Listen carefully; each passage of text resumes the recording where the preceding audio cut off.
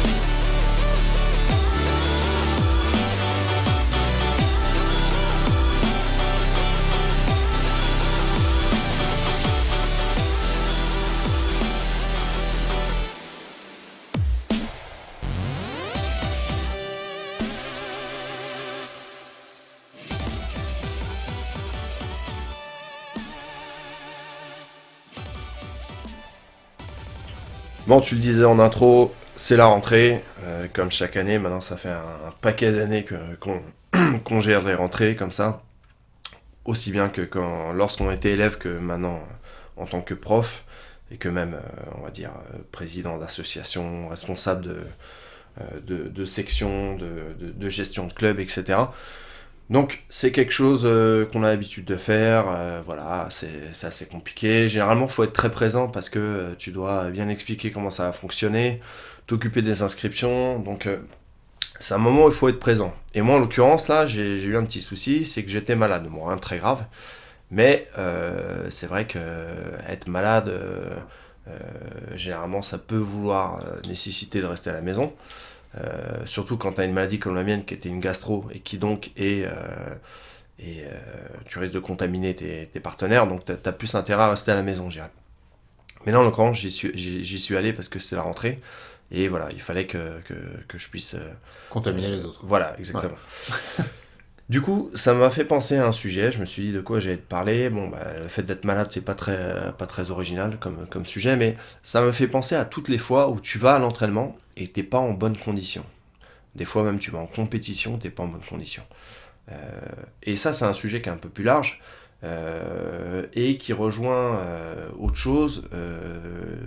Moi, en fait, on a énormément d'élèves, on a eu tous les cas de figure. On a vraiment une grande diversité d'élèves au club. Et souvent, quand tu es prof, alors à plusieurs degrés, mais souvent tu fais un peu de social quand même. Tu y es confronté, tu es obligé, c'est normal. Hein, t'as un peu de. Ah oui, t'as de l'humain en face. Voilà, t'as de l'humain, tu deviens proche des gens, tu commences un peu à connaître parfois, pas tout le temps, mais tu connais un peu leur vie. Des fois, les élèves se confient. Voilà, ils se confient, ils se lâchent un peu, ils te racontent un peu leur vie, etc. Et des fois, tu te rapproches, tu te fais des amis, etc. Donc, tu peux être confronté à cette problématique qui est de rentrer dans la vie des gens. Et la vie des gens au Jiu-Jitsu, c'est la même vie que les gens ailleurs, un peu différemment, mais bon, globalement, ça reste la même.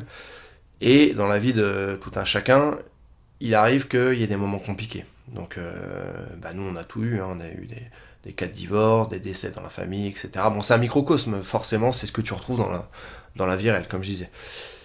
Et paradoxalement, à chaque fois qu'un élève me dit qu'il a un gros souci, par exemple, je sais pas, une rupture ou un problème professionnel, on pourrait presque dire que le réflexe naturel, ce serait de se dire, bon, bah, t'as pas la tête à t'entraîner, viens pas t'entraîner.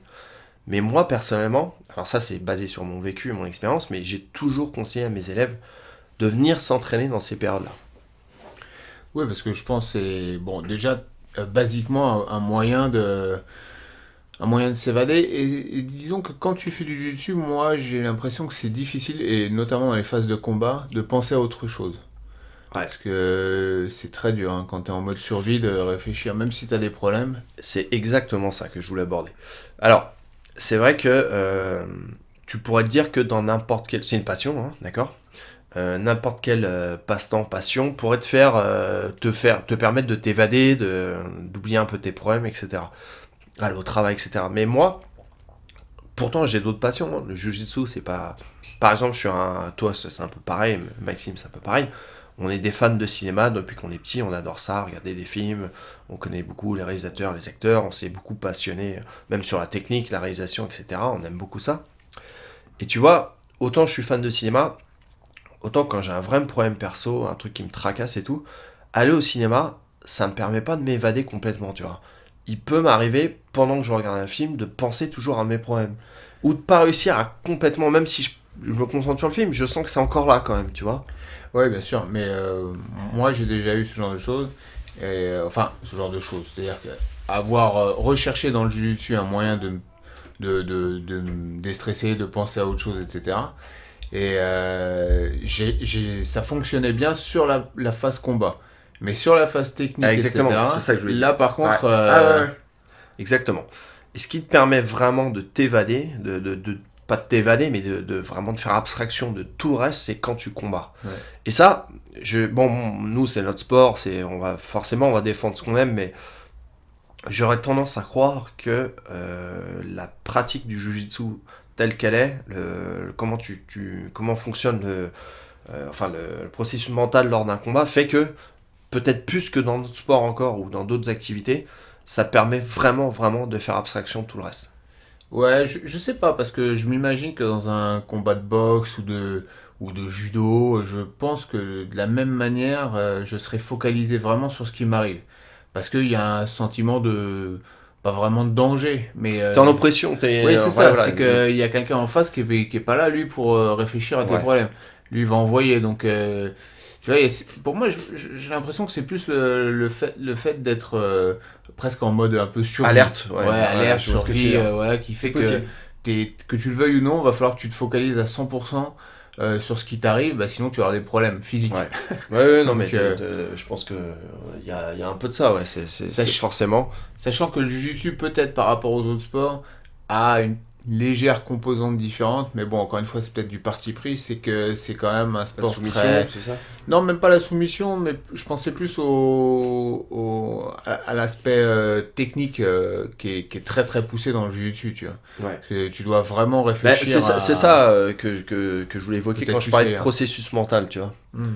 C'est que il y a quand même, tu réfléchis beaucoup en combattant au jiu-jitsu. Et bon, il y a une part d'automatisme, ça c'est sûr, mais t'es quand même en train de, c'est comme si tu dessinais un arbre dans ton cerveau contre du contre, etc. Mhm. Et il y a peut-être cet aspect-là qui fait que t'es très concentré également, tu Oui, vois. oui, oui, c'est peut-être la combinaison entre le mode survie dans lequel tu te trouves et en même temps voilà, le fait qu'il faille réfléchir. C'est ce qui fait une des spécificités, je pense, du jiu-jitsu, effectivement. Voilà. Enfin, toujours est-il que euh, sauf problème qui nécessite vraiment de ne pas aller s'entraîner, d'être présent à un endroit, j'ai toujours conseillé à mes élèves, quand ils se confiaient comme ça, de venir s'entraîner, aussi grave soit le problème qu'ils aient, quoi. Tu vois. Oui, puis au-delà même du sport, c'est tu vois des gens. C'est-à-dire que déjà, tu as le côté social, de base. Hein. Souvent, c'est rarement bon quand il t'arrive une galère de t'enfermer sur toi-même. Ouais. Le jiu-jitsu, il y a un côté... donc il y a ce dont tu parlais avant, le combat, etc. Mais il y a aussi le côté amical. C'est-à-dire Ouais. que normalement, quand tu es dans un club cool, tu vas, il y a une bonne ambiance, les gens sont sympas, ça rigole. Donc il y a ce côté déjà de base social nécessaire, je pense, quand il t'arrive des galères, qui est également là, quoi. Oui, bien sûr. Mais ça joue également. Mais bon, je dirais que ça, des fois, ça te permettra pas forcément de t'évader. Et puis, t'es pas obligé d'aller au jiu-jitsu pour avoir ça. Tu peux très bien Oui, contacter oui, des non. potes, Non, non, bien sûr, etc. c'est juste une composante de plus qui est là également dans le jiu-jitsu. Hein. Et moi, c'est quelque chose, tu vois, pas forcément lorsque j'ai eu des galères, mais lorsque t'as un gros stress, t'as une échéance, t'as un truc. Il m'arrivait souvent tu vois, d'aller m'entraîner. Quand je combats, le problème n'a disparu. Et pile au moment où le cours s'arrête, où j'ai fini de combattre, et ben là, d'un coup, je sens, Il revient. tac, ça me retombe sur les épaules, et je me dis, merde, putain, il y a ce truc-là. J'avais oublié. Ouais, j'avais oublié l'espace d'un instant, Ouais. et ça revient, et presque comme si tu sortais d'un rêve, tu vois, Ouais. où tu te réveilles le matin et t'as oublié ta galère. Ouais. Et ça réapparaît d'un coup, ça ressurgit. Mais bon, voilà, c'est quand même c'est quand même un putain d'exutoire, ce sport. Quand même, ça permet vraiment de, alors, aussi bien de peut-être je dirais de te canaliser, mais ça permet aussi vraiment de faire abstraction de tous tes soucis, quoi, quand tu combats. Ouais, et ça me rappelle ce dont j'avais parlé, je crois, peut-être dans le premier épisode du BJ Corner, où je crois que j'avais parlé de mon travail, et où il y avait ça quand même derrière dans ce que je disais. C'est-à-dire que pour moi, c'était une espèce d'échappatoire tu vois, à la vie de travailleur moderne en bureau, tu vois, de productivisme, Je vois ce que tu veux etc., dire, tu vois. ouais, ça se rejoint aussi. Hein. Et quand tu es dans le jiu-jitsu, tu rentres un peu dans une bulle, quoi. Mhm. Donc il y avait un peu de Ouais, ça. c'est ça, ouais. Mm. Ouais, c'est exactement ça. Bon, après, est-ce que tu parlais tout à l'heure de maladie, est-ce que derrière se pose la question Je d'aller vais au revenir jiu-jitsu là-dessus. quand t'es Ah, malade, quand t'es c'est blessé? exactement ce que je voulais évoquer maintenant. Qu'est-ce que t'en penses, toi? Franchement, je pense pas être un bon exemple. J'aurais tendance à dire qu'il faut pas y aller. Mais bon, j'y vais. Ah, c'est pareil. C'est pareil, c'est exactement ce que j'allais te dire. C'est que moi, ben voilà, lorsque je suis malade, bon, des fois j'ai des impératifs, il faut que je vienne parce que Personne peut me remplacer, etc. Mais des fois, j'y vais quand même. Et ça, je pense que c'est une connerie, ça, par contre. Tu vois, autant moi, je le fais parce que j'ai quand même envie d'y aller. Mais j'ai remarqué que quand je suis bien malade, je reviens encore plus défoncé, généralement. Franchement, je sais pas ça. Moi, j'aurais plus Ah ouais? tendance à dire que la connerie, c'est surtout le fait de transmettre la maladie. Oui, ça, oui, surtout. Ouais. Ah bah oui. Mais moi, j'ai l'impression que ça me fait du bien. J'ai l'impression que ça me fait sortir la maladie. C'est complètement bidon, hein, mais c'est comme si j'avais l'impression, voilà, de me battre contre la maladie. Ouais, alors, C'est con, mais... tout dépend de la maladie. Hein. Ouais, Mais justement, moi, le fait de se battre, justement, j'ai remarqué que plusieurs fois, quand je revenais, moi, je me sentais vraiment pas bien. Enfin, pas bien, j'étais pas mourant non plus, mais j'ai l'impression, je m'étais dit pareil, ça me renforcer, etc. Mais je suis pas sûr que ça marche comme ça, en fait. Ouais, non, S'il y a un médecin qui nous écoute, là... Ouais. Par contre, j'ai remarqué un truc par rapport à ça aussi, c'est une petite parenthèse, c'est que pour moi, le jiu-jitsu et la phase de combat, c'est souvent un moyen de me prévenir à l'avance que je vais tomber malade. Ouais, exactement. Il y a des signes avant-coureurs. Ouais, c'est exactement ça. Si je fais quelques combats et que je me sens particulièrement fatigué ou je sors de là, je me dis, attends, il y a un truc qui va pas là. Je sais pas trop ce que c'est, mais je sens qu'il y a quelque chose de pas normal. Ouais. Et 2-3 jours après, bam, j'ai une angine, j'ai un rhume, une gastro, ce que tu veux, mais j'ai une vraie maladie qui arrive. Et en fait, c'est les premiers signes, le premier moment où je l'ai vu, c'est alors qu'en dehors de l'entraînement, j'ai rien, tu vois, je me sens tout à fait normal. Et ça, c'est marrant. Les premiers signes apparaissent lors des combats, peuvent apparaître lors des combats. Ça m'est déjà arrivé aussi, tu te sens fatigué anormalement. Ouais, c'est ça. Tu galères plus sur un truc Exactement, en temps normal, tu devrais pas galérer. Ouais. Et ouais, ça, c'est assez marrant. Il y a une maladie quand même où je voudrais dire, s'il y a des gens qui nous écoutent, parce que nous, on a été confrontés à ça il y a quelques années, où il faut vraiment, vraiment pas venir et se forcer de pas venir. Bon, tu vois de quoi je parle, je te laisse peut-être le dire. Tu parles des staphylocoques dorés. Voilà. Si quelqu'un a un staphylocoque, s'il vient à l'entraînement, il est criminel. Criminel de venir. Faut vraiment, vraiment pas venir. Ça, c'est vraiment important. Nous, on a eu une invasion.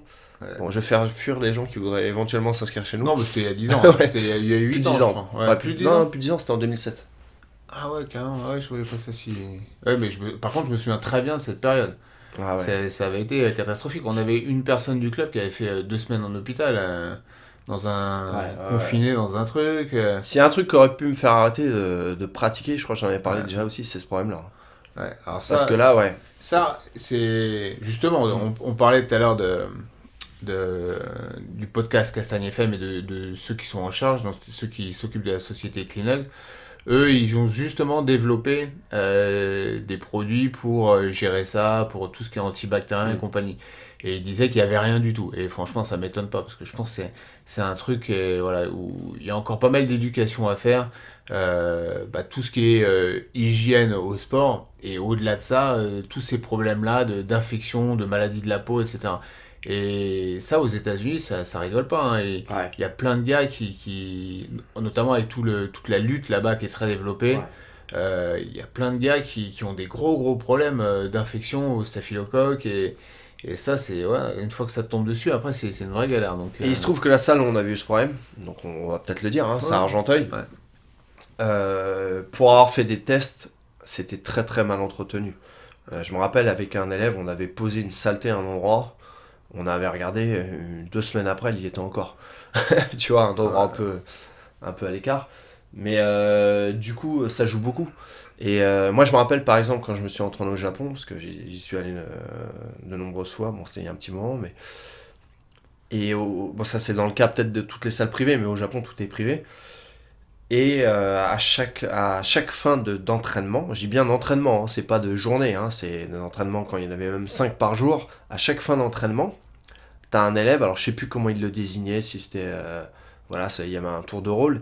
T'as un élève qui nettoyait et il le faisait super sérieusement. Mais c'est vraiment, il passait peut-être 20 minutes à nettoyer.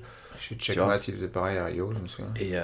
Et en France, des fois j'ai l'impression que c'est nettoyé... Des fois, j'ai l'impression que c'est pas nettoyé. Oh, je pense en France, on n'a pas encore trop cette culture, effectivement. Mais bon, ça va venir, mais... Ouais, mais du coup, ça peut avoir des conséquences gravissimes. Un staphylocoque, ça peut avoir des conséquences hyper graves. Complètement. Voilà, moi, je sais que Maxime a vu ça notamment. Il pouvait plus marcher, je sais pas si tu te rappelles. Ouais, il en avait eu voilà, Enfin, c'est faire super attention à ça. Et il faut éviter de... Bon, ça pareil, il y a des médecins qui nous répondront, qui vous expliqueront mieux que nous ça, mais il faut éviter de trop enchaîner les antibiotiques. Voilà, parce qu'après on crée de la résistance et ça devient vraiment problématique de faire partir voilà, toutes ces infections. Ouais. Donc, Bon, après, ça va au-delà du staph ou d'autres maladies comme ça. Toutes les maladies transmissibles, c'est vrai qu'en théorie, tu devrais quand même pas aller t'entraîner, quoi. oui, bien sûr. Ouais. Une gastro, ça se transmet quand même pas. Mais enfin, vraiment, quand t'as vraiment une gastro, s'entraîner, c'est chaud quand même. Hein. Ouais. Une vraie Non, gastro, mais sans j'avais pic, une fin de t'étais gastro. ouais, Non, c'était pas... non. Ouais. Et puis j'ai pas eu une gastro au point de vomir toutes les Ouais. heures. C'était pas non plus un truc... Après, Monstrueux. moi, personnellement, je pense être, par rapport à pas mal de gars, assez raisonnable sur le fait de ne pas trop s'entraîner quand je suis en phase de blessure, retour de blessure, etc. Là, j'essaie de faire gaffe quand même parce que en fait, j'ai peur vraiment que le truc reste à vie. Ouais. Donc, Ouais, là, oui, je oui, suis plutôt oui. prudent là-dessus, tu vois. Tu Autant calcules. sur les maladies, je peux avoir une grippe et 40 degrés de fièvre, avoir du mal à voir correctement et y aller quand même. Ça, je peux faire cette erreur. Mais sur une blessure au genou ou quoi, je vais pas tourner, tu vois. Là, je vais vraiment faire gaffe quand même. Après, il y a les cas où tu vas t'entraîner, par exemple, où t'as très mal dormi, ou alors t'as le décalage horaire dans la gueule, ou... Ouais. Ça, bon, je pense que ouais, Ça- tu te retiens pas trop, quoi, Non, là-dessus. ça, on y C'est va. pareil. Ouais. J'y vais souvent. Bon, bah, le fait est que des fois, t'es quand même bien diminué du fait que t'es plus fatigué. Mais je sais pas si la fatigue de ne pas avoir dormi joue tant que ça, finalement. Enfin, elle joue forcément, ça, c'est certain, mais je me suis jamais dit, ah ouais, là, j'arrive à rien parce que j'ai mal dormi, quoi. Non. Je pense que tout dépend à quel niveau, mais la fatigue, je sais pas trop, mais par exemple, le fait de pas avoir mangé, Ah ouais, où là, des fois, t'es à la limite de tomber. Hein, donc, Oui, ça c'est vrai. Ouais. Bah, on voit les gens qui s'entraînent pendant le ramadan, ils sont quand même bien diminués généralement. Ouais, non, c'est sûr, c'est pas facile. Hein. Voilà. Are you drunk enough now to judge what I'm doing? Are you high enough to excuse that I'm ruined? 'Cause I'm ruined. Is it late enough for you to come and stay over? 'Cause we're free to love, so tease me. I made no promises, I can't do golden rings, but I'll give you everything. Tonight, Magic is in the air, there ain't no science here, so come get your everything. tonight, I made no promises, I can't do golden rings, but I'll give you everything. tonight, Magic is in the air, there ain't no science here, so come get your everything. tonight. Tonight, You acting tonight. is it loud enough? 'Cause my body is calling for you, calling for you. I need someone to do the things that I do. I'm here now. Bon, moi, je vais parler de comment monter un club jiu-jitsu. Donc déjà, première question à se poser, je pense, c'est est-ce vraiment nécessaire? Parce que maintenant, on commence à avoir pas mal de clubs, donc faut déjà identifier s'il n'y a pas déjà un club là où t'es, peut-être auquel toi tu vas te greffer. Si toi, ton but, c'est d'enseigner le jiu-jitsu, par exemple, t'es ceinture noire, t'as fait de la compétition et tu veux commencer un peu à diffuser l'art, peut-être pas forcément directement chercher à avoir ton club, mais peut-être commencer à donner des cours au sein d'une structure existante. Maintenant, on commence à avoir pas mal de clubs dans les villes principales, donc c'est pas toujours la meilleure solution d'ouvrir un club à côté d'un club qui existe déjà. Ça va faire de la concurrence, ça va disperser les élèves et peut-être même que ton club, du coup, il va galérer à progresser puisque voilà, à côté tu auras déjà un club existant avec forcément des gens, donc ça peut être compliqué. Donc je pense déjà la première question à se poser, c'est est-ce vraiment nécessaire? Sachant que si c'est nécessaire ou si c'est vraiment ce qu'on a en tête, ouais, ce que tu recherches, c'est que la clé, je pense, hein, pour nous qui avons monté pas mal de sections différentes ces 10 dernières années, c'est avoir un réseau, c'est avoir des gens. avoir des gens qui vont te donner les clés, les moyens de monter. Tu peux pas faire ça seul. C'est vraiment quelque chose où tu vas avoir besoin de personnes qui t'entourent. Et pour avoir des personnes qui t'entourent, bah, faut que tu aies construit, bon, le terme n'est pas forcément terrible, mais il faut que tu aies un réseau d'amis ou de connaissances qui vont t'aider à mettre les choses en place. Donc ça peut être une bonne étape de commencer à donner les cours dans un club en tant que ceinture noire. Tu prends un créneau une fois par semaine, 2 fois par semaine. Il y a pas mal de clubs qui ont beaucoup de créneaux auxquels tu peux te greffer, aller les voir, solliciter les gens pour donner des cours. Donc ça, je pense que c'est une première étape. C'est déjà se poser la question, ok, nécessaire ou pas. Alors, une condition que tu n'as pas dit au préalable, c'est que maintenant, il faudra quand même... Ce sera difficile d'arriver à monter un club quand tu n'es pas ceinture noire aujourd'hui, parce que c'est plus comme avant. Alors ouais, j'allais y venir. C'est-à-dire qu'après, ça va dépendre de là où tu te situes aussi.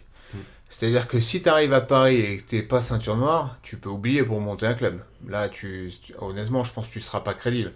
Parce que maintenant, des clubs à Paris, hein, je ne sais pas combien, avec des ceintures noires, des gros compétiteurs, des grosses structures, voilà, des affiliations, ce que tu veux. Et c'est quand même...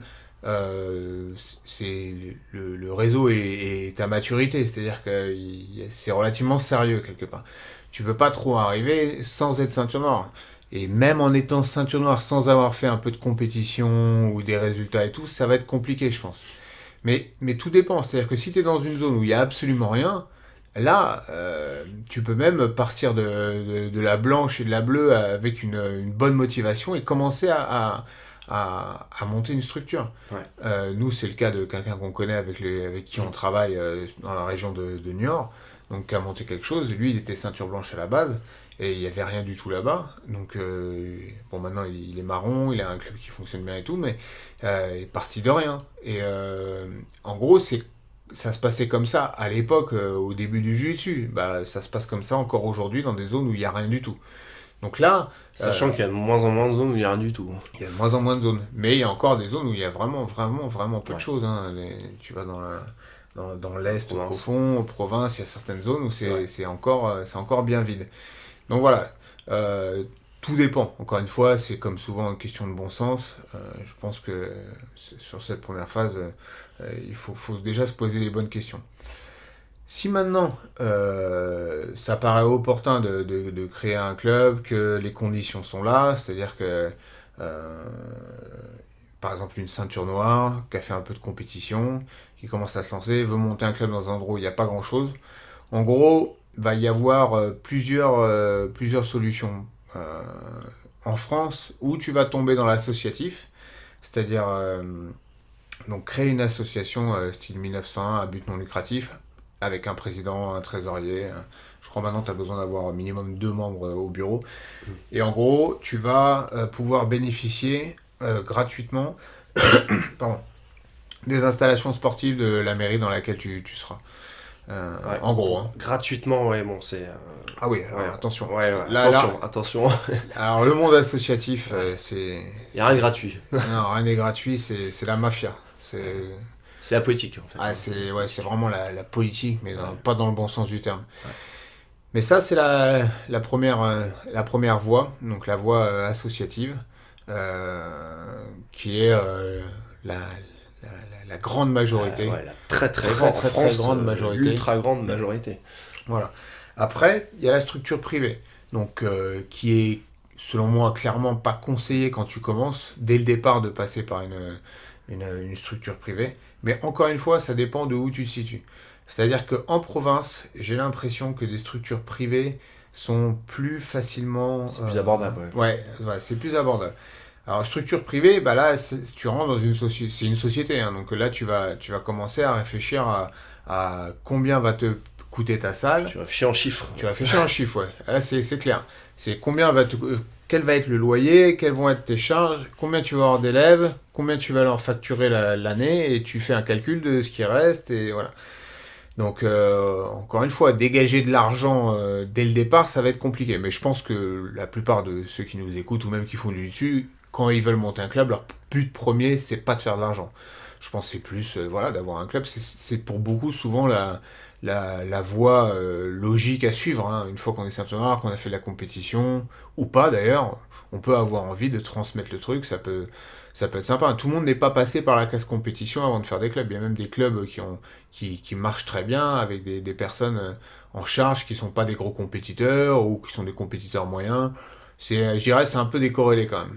Il n'y a pas du tout d'assurance quand tu as été bon compétiteur d'être bon prof et inversement. C'est un peu quelque chose dont on avait parlé déjà, sachant que là, je parle du prof au sens gestionnaire de section, ce qui est un peu plus qu'un simple prof. Hein.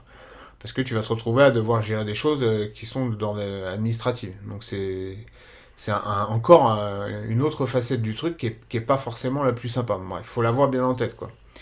Donc tu as ces deux facettes. Donc nous, on a commencé dans l'associatif. Et alors comment est-ce qu'on a réussi à commencer l'associatif et comment est-ce que je pense qu'il est bon de commencer dans l'associatif? C'est de passer par des associations déjà existantes. Pardon. Il y a un réseau aujourd'hui en France très important d'exploitation des salles avec tatami, c'est le réseau du judo. C'est-à-dire que le judo en France tient tout. Il y a énormément de dojos qui existent un peu partout en France. Et ces dojos sont faits pour le judo. Parce que le judo, c'est énormément de licenciés, énormément d'enfants, mais énormément de licenciés. Du coup, il y a déjà des associations de judo dans chaque ville, un peu partout, qui ont déjà, elles, des créneaux que les mairies leur ont attribués. Donc souvent, si tu as envie de monter ton association de jiu-jitsu, que tu contactes la mairie, on va te dire qu'il faut monter un dossier, envoie le dossier et la mairie va étudier le truc.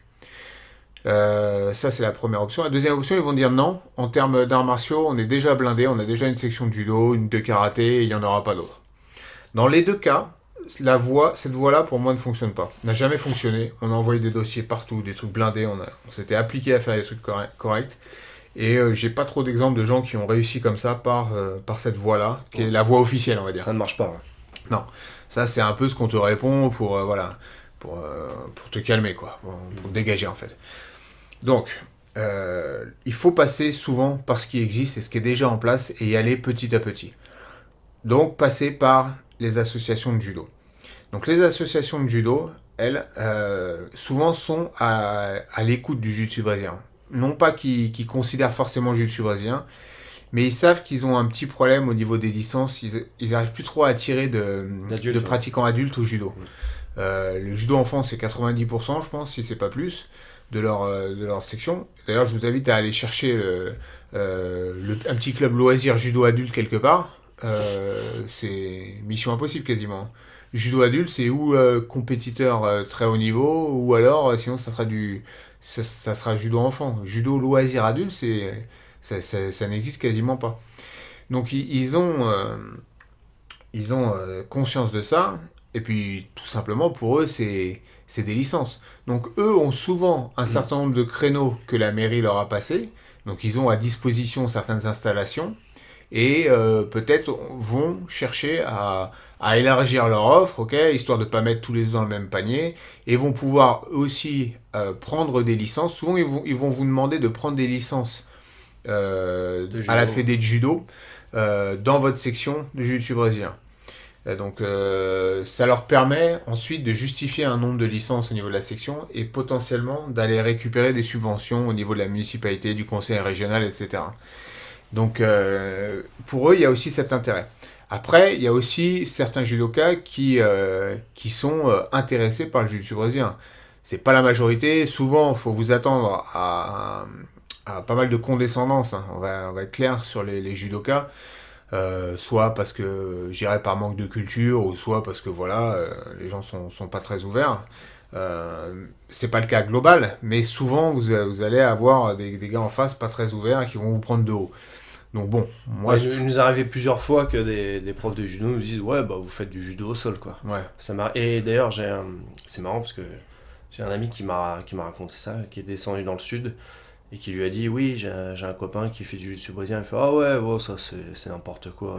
Qu'est-ce que c'est que cette merde? Ils font la même chose que nous, mais enfin bon, bref. C'est du marketing. Voilà. Donc il peut y avoir ce genre d'énergumène en face. Mais si on est dans une optique de créer une section et tout, il va falloir de toute façon s'armer de patience et rester à chaque fois zen et calculer. Faut falloir être un peu, essayer d'être malin et calme. Donc souvent, il faut passer par ça, ça peut être une bonne entrée. Parce qu'ils ont déjà les créneaux, il y a déjà les salles, il n'y a pas à faire de la poétique directe avec la mairie. Vous allez juste essayer de vous entendre bien avec la section de judo, qui elle va vous ouvrir peut-être certains créneaux et vous donner plus ou moins d'indépendance. Ça nécessite souvent aussi d'avoir des relations en commun, ou alors de connaître directement un des profs de judo, parce que même y aller comme ça directement, ils sont quand même... Enfin, ça passe pas tous les coups. Non, ça non, marche pas. c'est clair. J'y reviendrai tout du long, mais tout va se passer sur le réseau, le réseau de connaissances. Et c'est aussi pour ça que de rentrer par cette voie, qui n'est pas du tout une voie royale, hein, parce que vous allez, que ce soit au niveau financier ou prise de décision, vous allez être à la merci de la section de judo, qui elle-même va être à la merci de la municipalité, d'accord ? Donc Qui elle-même est à la merci du président. Ouais, c'est ça. D'ailleurs, qui a annoncé il y a peu une réduction massive des subventions au niveau, dans le domaine du sport. Ce qui aura des conséquences plus ou moins indirectement sur un peu tout le monde. Mais oui, voilà, on est clairement en bas de l'échelle. Mais ça, peu importe, ça peut être une bonne porte d'entrée, une bonne première solution, et qui va vous permettre d'ouvrir une section. Alors, comme je disais, plus ou moins indépendante. Après, là, c'est un peu la négociation. C'est-à-dire qu'il y a des clubs de judo qui vont vous proposer un salaire au cours, payer tant, ou alors qui vont un pourcentage, ou alors qui vont donner plus ou moins d'autonomie, etc. Là, on a eu un petit peu tous les cas de figure. Nous, ça dépend. Là, c'est de la négociation, vous voyez. Mais je dirais que dans un premier temps, il vaut mieux prendre un peu ce qu'on vous donne, quoi. C'est-à-dire que... Pourquoi ? Parce que toute la clé de ça, et de ce qu'il y aura derrière, c'est de créer le réseau dont je parlais tout à l'heure, réseau de connaissances, d'amis, de gens qui vont vous aider. Et de monter une première section, quelle qu'elle soit, même si c'est une petite section au sein du judo, même si vous n'avez pas des bonnes conditions, ça va créer un premier club. C'est-à-dire que vous allez vous créer un noyau dur de personnes qui vont essayer de vous soutenir et vous allez vous battre pour une cause commune. Une cause commune. Et ça, c'est la clé numéro 1 fondamentale et absolue de toute création de club, c'est le réseau, la connaissance des gens, parce que ça ne passe que par là. C'est-à-dire que nous, en 10 ans, on n'est jamais par la voie classique, on a réussi à monter quoi que ce soit. Systématiquement, ça a été une connaissance, ou une connaissance de connaissance, ou un élève, ou un ami d'un élève, ou quelqu'un qui travaillait dans une mairie, ou qui connaissait un prof de judo, mais ça ne passe que par là. C'est aussi pour ça qu'on disait que c'est une sorte de mafia, c'est que c'est pas du tout j'envoie mon dossier, il y a un jury, et ça c'est ce qu'on va vous dire au début pour vous envoyer balader en fait. J'ai été reçu moi quelques fois. Et donc tu vas à la mairie et tout, t'es reçu dans le service des sports, tu dis bon bah c'est peut-être jouable. Et les mecs ils me font bon bah vu que vous aviez fait un effort, vous aviez monté un dossier, on voulait pas vous dire non comme ça, donc on vous le dit avec les formes en vous recevant. J'avais posé des demi-journées pour ça. Non, ça marche pas. Donc monter une section comme ça, ça peut être une très bonne, un très bon premier pas. Encore une fois, nous on parle de notre expérience, donc nous c'est plus en région parisienne qu'on a monté nos structures. Peut-être qu'en province c'est un peu différent, parce que peut-être que voilà, mais honnêtement je pense, et pour en avoir discuté avec pas mal, que c'est toujours un peu comme ça. C'est toujours voilà, des connaissances, des connaissances de connaissances, etc., qui vous donnent les clés. Donc voilà. Donc vous avez ce travail, c'est aussi pour ça que c'est difficile, c'est qu'il y a un travail de communication. Ouais. Il y a un autre cas qu'on a vu quelques fois aussi, c'est lorsque vous étiez élève dans un club et que le prof part. Et ça s'est vu quelques fois quand même. Hein. Ouais, mais ça, là tu peux pas trop miser dessus. Mais non, tu peux pas miser dessus, mais tu peux te retrouver à avoir un club parce que voilà, le prof est parti pour une raison ou une autre et te retrouver responsable d'un club. Ouais. Ça arrive plusieurs fois, hein, même. C'est Tereré qui était parti de son club et qui avait laissé d'autres prendre la suite. Enfin, là, je parle d'exemples connus, mais Il y en a partout et ça arrive quand même. Ouais. Oui, bien sûr. Mais au final, ça se résume encore à un réseau social. C'est-à-dire Oui, que bien sûr, tu ouais. connais des gens, tu penses à telle ou telle personne parce que Ouais. tu la connais ou qu'elle était là. Bon, après, il n'y a jamais de règle absolue. Donc, à voir. Il faut déjà être à l'affût de toute opportunité, c'est clair. Une fois que vous avez, par exemple, dans le cas dont je parlais, monté cette section au sein d'un club de judo, donc vous allez vous faire en fait, un club va naître. C'est-à-dire que vous allez vous faire des connaissances qui, elles, ensuite vous permettront de développer cette structure. Et peut-être d'avoir d'autres opportunités et peut-être un peu plus d'indépendance. Et peut-être vous allez arriver au deuxième cas, qui va être d'avoir votre association qui sera, elle, en contact direct avec la mairie. Donc là, vous n'allez plus passer par le judo, vous allez gérer complètement tout de A à Z. Alors, il y a différentes formes. Nous, on a déjà eu ce cas-là, bien qu'on avait un intermédiaire à la mairie qui, lui aussi, voilà, ça reste un intermédiaire, donc avec ce que ça implique de bon et de moins bon. On a eu ça aussi en étant pas vraiment une association autonome, mais une section autonome au sein d'une grande association de plus de 1000 personnes. Mais on était autonome dans le sens où on gérait complètement nos licences, notre fonctionnement, etc.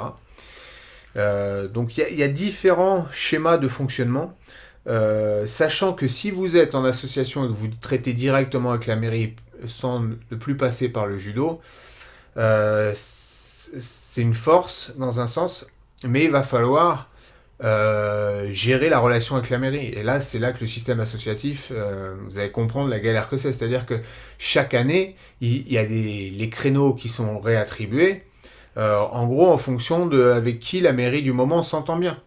Donc là, vous êtes complètement à la merci, puisque c'est complètement arbitraire, et il est très possible que la mairie, parce qu'elle s'entende bien avec la section de taekwondo, va doubler ses créneaux et diviser les votes par deux, ou l'inverse. Tout ça parce que voilà, peut-être que un tel ou un tel a invité au restaurant le conseil municipal de sport, etc. Donc là, Ou tout simplement des nouvelles élections à la mairie, changement de bureau, et puis voilà. Voilà, exactement. Donc là, c'est complètement instable, d'accord. Donc vous pouvez un peu renforcer le truc en ayant, parce que une fois que vous avez beaucoup d'élèves, vous avez un pouvoir quand même. Voilà, la mairie n'a pas envie de se faire mal voir non plus, peut pas faire tout et n'importe quoi. Mais vous n'avez pas du tout l'assurance d'être là et sur le long terme et quoi qu'il arrive.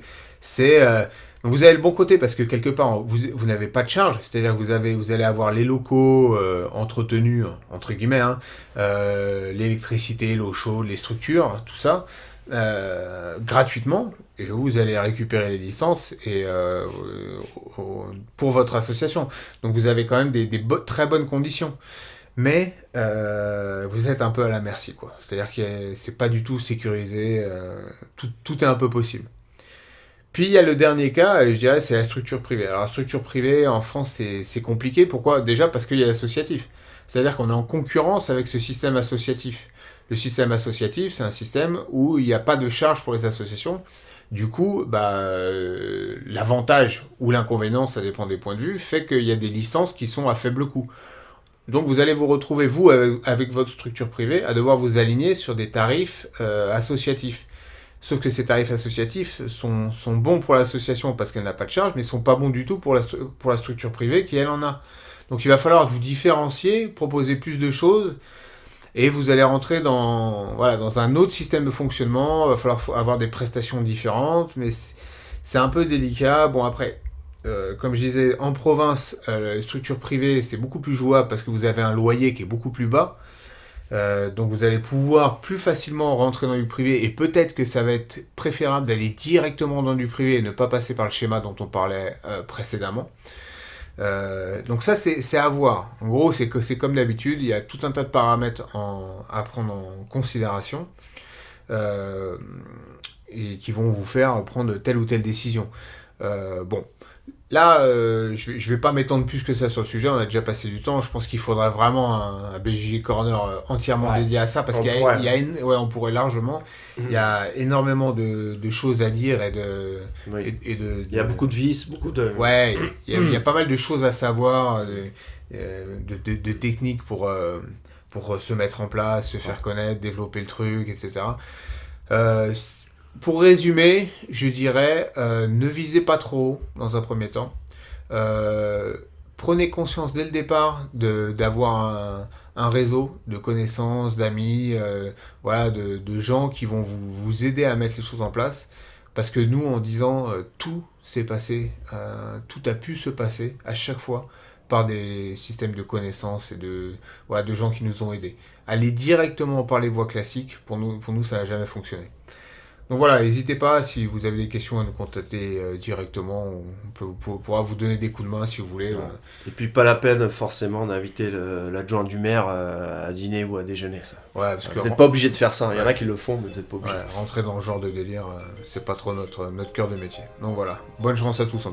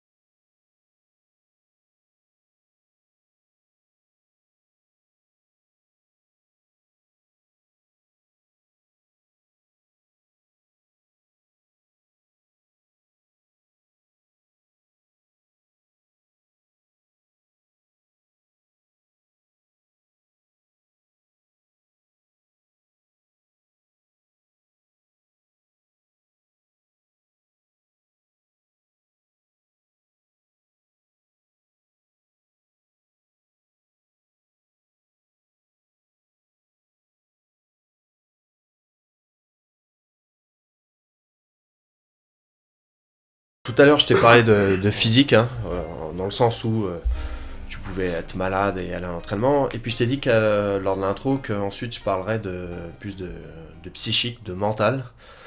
Ben justement, c'est le thème que je veux aborder aujourd'hui, le mental. Alors, c'est un sujet qui est assez vaste hein, dans notre sport, mais c'est quand même une composante assez essentielle, le mental. C'est marrant parce que lors de notre interview chez Castagne FM, on a abordé un sujet, j'ai dévié un peu le sujet un moment sur l'aspect surprise qu'il pouvait y avoir dans les combats au Jiu-Jitsu. Et je disais que c'était plutôt rare, l'aspect surprise était quand même moins présent peut-être que dans d'autres sports, du fait que voilà, il y avait généralement on bouleversait pas trop la hiérarchie dans le niveau des combattants et du coup dans le résultat des confrontations. Mais j'ai pas voulu trop m'étendre sur le sujet parce que sinon j'aurais monopolisé la parole, mais il y a justement ça m'a fait penser au fait que je devrais en parler lors d'un prochain BJJ Corner. Il y a un domaine qui peut quand même faire bouleverser le résultat d'un combat pour moi et c'est le mental.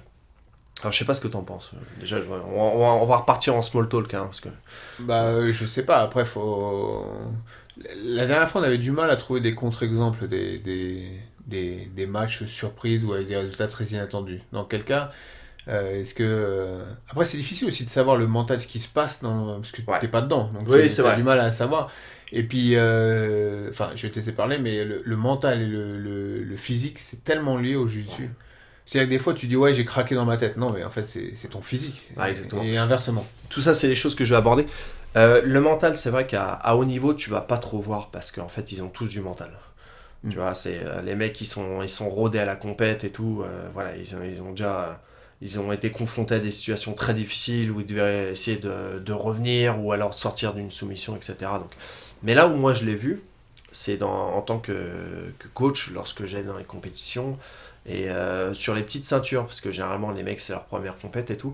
Et là, l'aspect mental, je l'ai vu plus d'une fois jouer. Ah ouais, là c'est là que tu le vois. Ouais, c'est vrai. Là, tu le vois là. Et j'ai déjà. Alors, nous, généralement, par exemple, on est en compète, on a 2 élèves, ils finissent par se retrouver l'un contre l'autre dans le tableau. Nous, généralement, on dit à nos élèves on préfère qu'ils combattent pas, mais s'ils le souhaitent malgré tout, parce qu'il y en a des fois, ils veulent aller en compète pour se faire de l'expérience, pour combattre et tout, ils sont déçus de pas. S'ils doivent s'arrêter au bout du 3e combat, ils préfèrent continuer, même si c'est contre un mec du club. Du coup, j'ai déjà vu des combats entre des mecs de mon club, dont j'avais une idée quand même assez précise de qui est meilleur que l'autre, tu vois. Et là, j'ai déjà vu l'aspect mental ou l'aspect...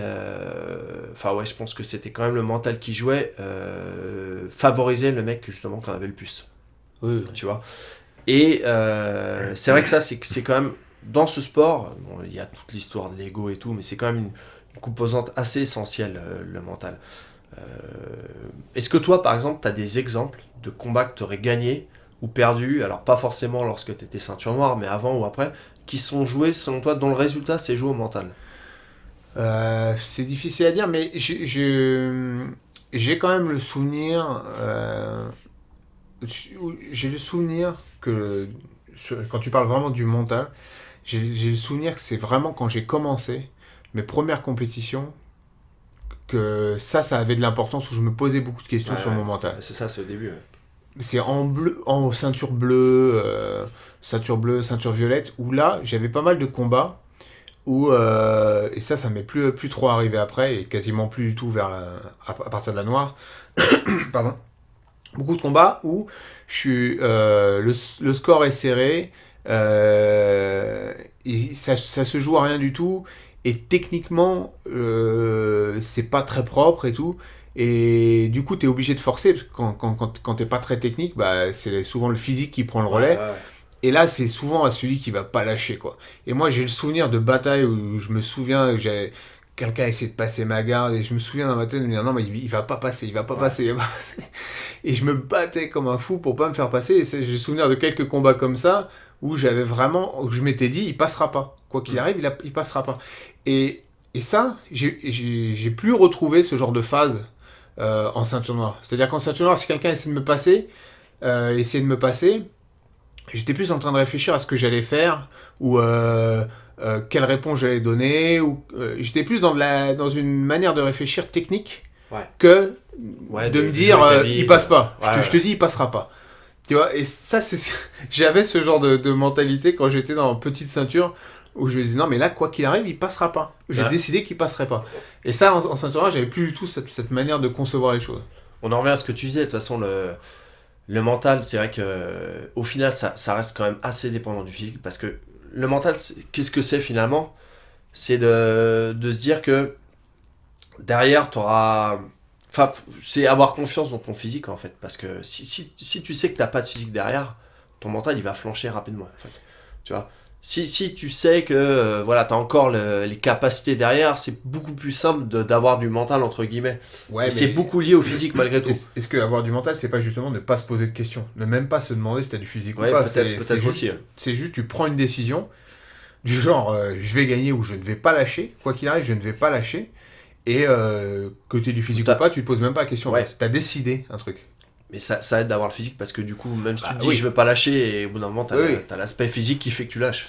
Oui, mais c'est pas si fréquent que ça, hein. Vraiment, c'est un... Oui. Il y a souvent un petit relâchement, t'as raison. Des fois, tu te dis, bon, allez, c'est dans ta tête aussi. Tu te dis, putain, je sens que je veux pas tenir, allez, vas-y, je lâche. Mais justement, la dernière fois, je parlais avec un de mes élèves, et je lui rappelais un combat que Maxime avait fait en compétition, où le combat était très serré, vraiment ça partait dans tous les sens, il y avait quasi égalité.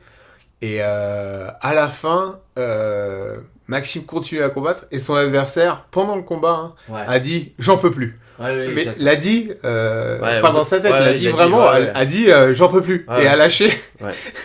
Et là c'est le mental qui craque. Là, c'est le mental. Parce que le dire et arrêter, c'est que t'as pris une décision, t'as dit non, là c'est trop dur, j'arrête. Ouais. Donc là c'est vraiment le mental qui a craqué, parce que si le mec avait eu du vrai mental, peut-être que son corps aurait dit non, j'arrête. Et tu aurais vu le mec commencer à vomir ou tomber en syncope ou vraiment ne plus pouvoir. Mais là c'est le mental qui a craqué avant le physique. Et ça, pour moi, c'est un exemple qui m'a marqué, parce que des fois, c'est des trucs, quand t'en fais pas depuis très longtemps ou que t'es pas très très bien, c'est des trucs qui te passent par la tête de dire vas-y, j'arrête, j'en ai marre, c'est horrible. Mais ça, encore une fois, ça c'est quelque chose qu'en ceinture noire à haut niveau, tu verras plus. Oui, voilà, personne, mais c'est ça. Ils auront tellement eu l'habitude, et ça leur aura peut-être arrivé par le passé, mais au bout d'un moment, ça n'arrive plus aux combattants. Par contre, à haut niveau, tu peux avoir des mecs qui ont du mental quand même. Moi, j'ai plusieurs exemples. Je l'aime pas trop, ce combattant, parce que j'aime pas son style de combat, et sa personnalité non plus d'ailleurs. Mais Eiji Agazarm, par exemple, il a un gros mental. Ça se voit en combat. Ça, plusieurs fois, on l'a vu en galère se reprendre dans des soumissions et tout. Et tu sens que le mec, même la manière dont il perd, il tape le sol et tout. Enfin, tu sens que le mec, il a quand même un gros mental. Roger Gracie, il a un énorme mental, ce mec-là. On l'a vu, c'était contre Tereré, où c'était commencé à se faire étrangler. Ouais. C'est ça, hein.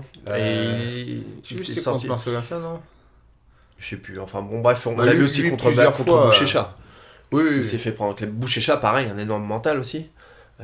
Autant Leandro Lo aussi. Hein. Leandro Lo, un énorme mental. Voilà, il y a quand même des mecs qui ont un gros mental, et des fois ça fait la différence, surtout à ce niveau-là où il se trouve que c'est souvent serré en finale. On peut vraiment voir la différence sur le mental. Et du coup, c'est quand même une composante qui peut permettre de faire la différence, qui peut créer pas des grosses surprises, mais en tout cas qui peut inverser un peu l'échelle de niveau en termes de résultats, dans certains cas en tout cas. Ah non, c'est sûr, surtout quand tu veux faire de la compétition. Après, les ceintures noires et tout, c'est des gens qui sont passés par le filtre des ceintures précédentes. Bien Donc sûr. en ceinture noire, t'as les gars... Tu vas pas avoir les gars qui ont craqué en violette, en bleu, ou qu'on contre-performé, parce que voilà, justement, à un moment donné, ils ont craqué. Hein. Mais oui, le mental, c'est extrêmement important. Hein. C'est souvent ce qui fait la différence, hein, au niveau entre les champions et les autres, quoi. Ouais, ça c'est sûr que de toute façon, ça rejoint les problèmes d'ego, etc. Parce que des fois, c'est lié aussi. Hein. C'est que le mental, parce que t'aimes pas perdre, parce que t'as pas envie de perdre, parce que... Voilà, tu sais qu'il faut surtout pas perdre contre telle équipe, contre telle personne, Enfin voilà, tout est un peu lié, mais l'aspect psychologique, c'est ce que je voulais un peu évoquer aujourd'hui. Il y a l'aspect physique, il y a l'aspect technique, et l'aspect mental, malgré tout, il reste quand même assez important. Et ça peut faire parfois la différence. Ouais, je pense qu'à haut niveau, ça fait même souvent la différence. Hein. En club, on le voit pas forcément, parce que... Non, parce que tu te pousses pas vraiment à la mort. Puis souvent, même en compétition, t'as l'aspect blessure. Combien est-ce qu'il y a de gars qui ont continué alors qu'ils avaient le pied en vrac ou... Ouais. Moi, on parlait de Leandro Lo, déjà rien que s'enchaîner, le nombre de compétitions, de combats qu'il fait, le nombre de Copa Podio qu'il a fait dans des catégories qui n'étaient pas la sienne, contre des gars qui étaient des tueurs... Rien que de se mettre sur la liste des inscrits, franchement, tu vois, il pourrait très bien calculer et faire, je vais faire Lisbonne cette année, je vais faire les Paname et le Mondial. Non, lui, il faisait toutes les compétitions, il s'enchaînait et à chaque fois des trucs, il allait... Enfin, quand tu dis catégorie qui n'est pas la sienne, tu parles de laquelle en fait? Lui, il a fait tout dans tous les sens. Mais... Non, puis même, tu vois, des fois, il y a certains combats où il se fait avoir, il se fait... Herbert Santos lui a mis une clé de jambe, il avait la jambe à l'envers, non, il a pas tapé. Il s'est pris un triangle à la volée par Kinan, non, il a pas tapé. Et Romelo Barral aussi qui avait résisté sur C'est comme si ces gars-là, à un moment donné, ils avaient décidé qu'ils allaient pas taper. C'est-à-dire que c'est comme si, peu importe la réalité des choses, ils ont décidé que non. Et bon, c'est intéressant le mental, hein, parce que je me souviens, on avait fait un stage avec Rickson, et il Et Rickson Gracie, donc, il nous avait expliqué que il avait jeune, hein, je crois quand il avait 17-18 ans, il avait tourné avec je sais plus qui, quelqu'un qui était là dans l'académie, quelqu'un qui faisait 120 kilos, et qu'il avait tourné, et finalement il avait dû abandonner parce qu'il était complètement asphyxié. C'est-à-dire que le gars l'empêchait complètement de respirer, et il a eu un moment de panique, quoi. Il disait qu'il était rentré chez lui, et que ce truc-là l'avait traumatisé, l'avait marqué, et il était rentré chez lui, il s'était enroulé dans un tapis, complètement enfermé dans le tapis, et il avait commencé à rouler dans tous les sens avec le tapis, jusqu'à se retrouver dans une situation un peu similaire, et il s'était dit en fait qu'il allait essayer de faire ça pour s'évanouir, pour essayer d'aller au maximum, et cette fois ne plus lâcher. Et il nous avait raconté qu'il avait réussi à faire ça, s'était retrouvé dans la même situation d'asphyxie et de panique, mais que là, il avait réussi à se raisonner, à se calmer, et à finalement reprendre ses esprits et ne pas tomber dans cette espèce de sensation d'asphyxie, claustrophobie qu'on peut avoir des fois en jiu-jitsu quand on commence à être complètement mort avec quelqu'un qui nous met la pression. Et donc voilà, en gros, lui-même avait ressenti ce truc-là et s'était mis dans des conditions similaires pour pouvoir s'habituer à ça. Donc ça veut dire qu'on peut quand même travailler aussi cet aspect mental. C'est ça que je veux dire. C'est-à-dire que tu peux aussi te mettre dans des situations très difficiles pour au final t'y habituer. C'est-à-dire que si tous les jours tu te pousses à la mort et tout, et qu'à chaque fois tu vas au bout de toi, bah voilà, la fois où ça t'arrive en compétition, bah t'es un peu moins à la merci de tes émotions et un peu moins enclin à abandonner ou à lâcher dans ta tête en tout cas. Ouais, bah, de toute façon, comme tu dis, hein, le mental c'est quelque chose qui, de toute façon, si vous faites beaucoup de compètes, ça viendra presque naturellement. C'est quelque chose que vous allez développer, travailler à force de combattre. Le fait que vous ayez l'impression de ne pas avoir un bon mental au départ, je pense pas que ça on va dire que ça soit une condition absolue du fait que plus tard vous n'en aurez toujours pas. Enfin, ça vient avec l'expérience, ça se développe, Oui, et c'est puis- quelque chose qu'on acquiert en fonction de notre niveau, de notre évolution. Oui, puis c'est tellement lié au physique et à la technique que Voilà. au final votre mental va être porté par Exactement. votre physique et votre technique et inversement. Voilà. Donc travailler la technique et travailler le physique mental. et le mental.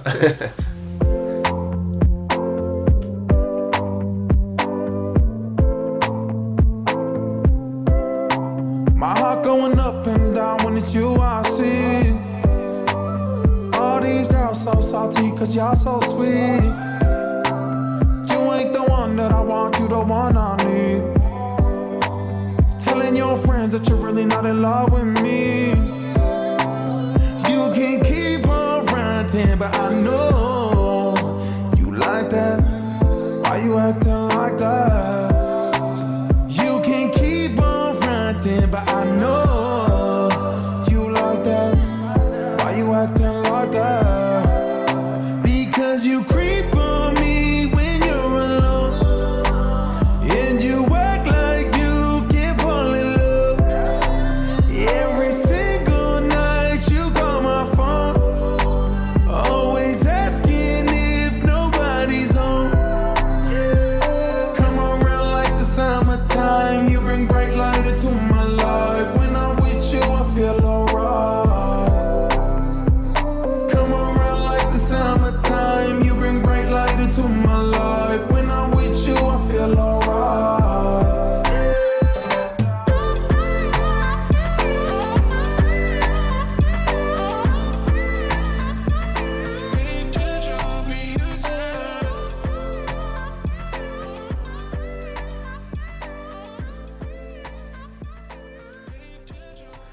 Bon, je vais te parler du World Masters qui a lieu il y a peu, là, durant le mois d'août à Las Vegas. Ouais. Donc, tu es au courant, j'imagine. Ouais, bien sûr. Donc, World Masters, qu'est-ce que c'est? C'est une compétition IBJJF, l'équivalent du mondial, mais pour les vieux, pour les plus de 30 ans. Les vieux, t'es un peu dur là. Ouais, j'en fais partie, je peux me permettre. Moi bientôt. Ouais. Donc c'est une compétition réservée donc ce qu'on appelle les masters. Donc qu'est-ce qu'un master en jiu-jitsu? C'est plus de 30 ans, quelqu'un qui est dans l'année de ses 30 ans, on va dire, à partir de quelqu'un de l'année de ses 30 ans. Donc il y a master 1 30-35, master 2 35-40, master 3 40-45, etc. Donc ça monte haut. Donc c'est une grosse compétition qui a attiré beaucoup de monde donc à Las Vegas. C'est vraiment le pendant du mondial, un mondial donc lui qui est à Los Angeles, hein, Pyramide, donc c'est l'équivalent pour les masters. Donc il y a un gros niveau maintenant sur ces compétitions-là. Donc pour te dire, j'ai regardé un petit peu les palmarès. Bon, moi je suis pas un expert, je suis pas tout de très très très près. Comme certains. Oui, notamment certains de tes élèves. Donc, je connais pas tout et tout le monde, mais j'ai quand même regardé, notamment ma catégorie, light, et j'ai regardé le Master 1, donc les plus jeunes parmi les vieux. Et donc en numéro 1, celui qui a gagné cette catégorie, c'est Jacob Mackenzie. Donc Jack Mackenzie, donc, qui s'entraîne à GF Team, qu'on connaît bien, tu as déjà combattu avec toi notamment, très fort, qui a fait un podium au mondial d'ailleurs, hein, je crois justement, en perdant. Quoi, il a fait 3ème, non ? 3ème, il me semble. Perdu contre les prix encore ou... Enfin, bref, quelqu'un de niveau mondial, top mondial, adulte. Très fort. Voilà. Et qui a battu en finale Osvaldo. T'as vu le combat Queixinho. Non, j'ai pas vu le combat. D'accord. Ça m'a un peu étonné ce résultat quand même. Je le voyais quand même pas battre Queixinho. Mais Queixinho, déjà, c'est pas sa caté, Queixinho. Oui, il est plus léger. Oui, normalement, il combat dans la caté du dessous, celle de Cobrinha, Mendes et compagnie. Ça, c'était en léger, hein, excuse-moi. Là, c'était en light, léger. Ouais, d'accord. Donc, sachant même que Mackenzie, des fois, combat en médium. Hein. Ouais, j'ai déjà vu combattre en médium. Ça fait un moment, je pense qu'il combat plus en médium. Hein. Donc, light, c'est moins de 76 avec kimono. Donc, bref, tout ça pour dire qu'il y a un niveau très très proche du niveau adulte. Enfin, très très proche. On va y revenir. Il y a quelques... C'est un peu à modérer. Mais... tu peux te retrouver avec des gens du niveau mondial, niveau top international adulte. Ah, c'est sûr. Après, tu avais d'autres catés d'âge, donc tu avais les un peu plus âgés, Master 2. En Master 2, tu avais aussi du top mondial. Tu avais en finale Guto Campos Gatos qui a battu Victor Bonfim. Il a mis une super clé de bras. Il a fait un super truc là. J'ai vu. Clé de bras à moitié à la volée. Donc en lourd, tu as Flavio Almeida, Gracie Barra, un compétiteur très fort. C'est le frère de Ricardo Almeida. Oui, Ricardo Almeida, ancien de l'UFC. Ouais. Et Lorenzo Gracie. Ouais, Lorenzo Gracie, très bon combattant. Flavio Almeida qui a battu Josh Singer. Josh Singer, pareil, combattant. Ah, il a battu Josh Singer. Ouais, je sais pas. Ouais, tu vois, c'est pas mal parce que Josh Singer, c'est Flavio Almeida, il combattait plus trop. Oui, Josh Singer, c'est la génération actuelle. Enfin, non, il est vieux, mais je veux dire. Il est âgé, mais il combat actuellement, quoi. Il combat beaucoup. Il combat souvent d'adulte. J'ai pas vu le combat, je connais pas le résultat. Ah, c'est pas mal ça. Mais ouais, c'est pas mal. Et puis en Heavy, en Master 2, t'as Cyborg aussi qui a combattu. Je sais pas, j'ai pas trop suivi en fait. Donc c'est que ça. Il a gagné Cyborg ? Ouais, il a gagné sa KT Heavy. Ouais. Bon, après, en face, il n'y avait pas des ouf, mais. Il est Master 2. Ouais, Master 2, ouais. Donc c'est quand même pas mal dans le sens où voilà, il y a quand même des grands noms qui pop dans certaines catégories. Mais c'est pas systématique, c'est-à-dire qu'il y a des catégories où ça va être relativement vide, où le niveau est assez disparate. Ouais, exactement. Disparate. Autre chose notable, plein de femmes. C'est-à-dire que les KT remplis sur tous les âges, beaucoup de ceintures et tout. Donc c'est pas mal dans le sens où voilà, le côté féminin master se développe aussi. Ça montre qu'il y a des femmes qui pratiquent depuis un moment déjà. Ouais, c'est ça. Et puis qu'il y a un circuit actif à ce niveau-là. Donc le sport est vivant et porte bien. Ouais, se porte bien et surtout est multifacette. C'est-à-dire que tu as un circuit compétitif pour les femmes d'un certain âge. Moi, je trouve ça cool, tu vois. Je trouve que ça fait partie c'est des... bien. Bon, j'y reviendrai, mais c'est un des aspects très positifs de ça. La catégorie master, en fait, ça a beaucoup évolué. C'est-à-dire que moi, personnellement, j'ai quasiment jamais combattu en master, quasiment. Alors que ça fait 10 ans que je pourrais le faire. Pourquoi ? Je pense que, en fait, pour différentes raisons, moi déjà, je pense que je suis influencé par l'époque à laquelle j'ai commencé. Donc, quand nous, on a commencé le jiu-jitsu et quand on a commencé à faire nos compétitions, la catégorie master, c'était vraiment le truc... c'est même pas la deuxième div, c'était vraiment c'était quand vraiment t'étais nul, t'allais en master. Franchement, c'était ça. C'est vrai que adulte versus master, c'était le jour et la nuit. Ah, c'était Ce qui est moins le cas aujourd'hui. Ah non, beaucoup moins. Mais à l'époque, catégorie master, c'était vraiment presque de s'inscrire. C'était déjà, tu t'assumais que t'étais nul presque. C'était vraiment, vraiment. Ah non, mais à l'époque, et puis c'est pas que ce que je ressentais moi. Toutes les personnes avec qui on parlait, les compétiteurs, master, les gens ne regardaient même pas à l'époque. C'était limite les Brésiliens, ils étaient catés de gringo. Parce que voilà, ils savaient qu'en adulte ils se faisaient exploser, du coup ils allaient se cacher en master. Et moi je pense que j'ai été influencé par ça, et j'ai gardé un a priori un peu négatif de ces compétitions réservées à ces catégories d'âge. C'est pas du tout que j'étais dans le déni de mon âge, c'est pas du tout ça. Mais pour moi c'était vraiment le truc, voilà. La loose totale. Honnêtement, c'est ça. Sachant que c'est une vision biaisée, parce que c'est pas la réalité. Et ça l'est de moins en moins. Comme le prouvent ces World Masters, où j'ai cité des noms de personnes très très fortes. Ça a donc évolué pas mal dans le temps. Ça s'est considérablement rempli, et le niveau s'est vraiment amélioré. Alors, ça... Il faut bien comprendre que tout est possible en fait en master. C'est-à-dire que tu peux très bien te retrouver dans une catégorie complètement vide, où il n'y a personne ou que des gars de niveau vraiment faible, ou alors tu peux te retrouver avec des gros tueurs comme ceux dont j'ai cité tout à l'heure, ou alors des vétérans de l'UFC, des gars qui sortent un peu de nulle part et qui vont faire que d'un coup la catégorie va devenir beaucoup plus relevée. Et aujourd'hui, je pense qu'on en est encore un peu là. Et c'est pour ça que je suis encore un petit peu encore un petit peu réfractaire aux catégories master. C'est que je trouve que c'est très irrégulier, incertain, et ça peut vouloir tout et rien dire. Bon, c'est un peu lié aux histoires de que veut dire un palmarès ou un podium sur une compétition.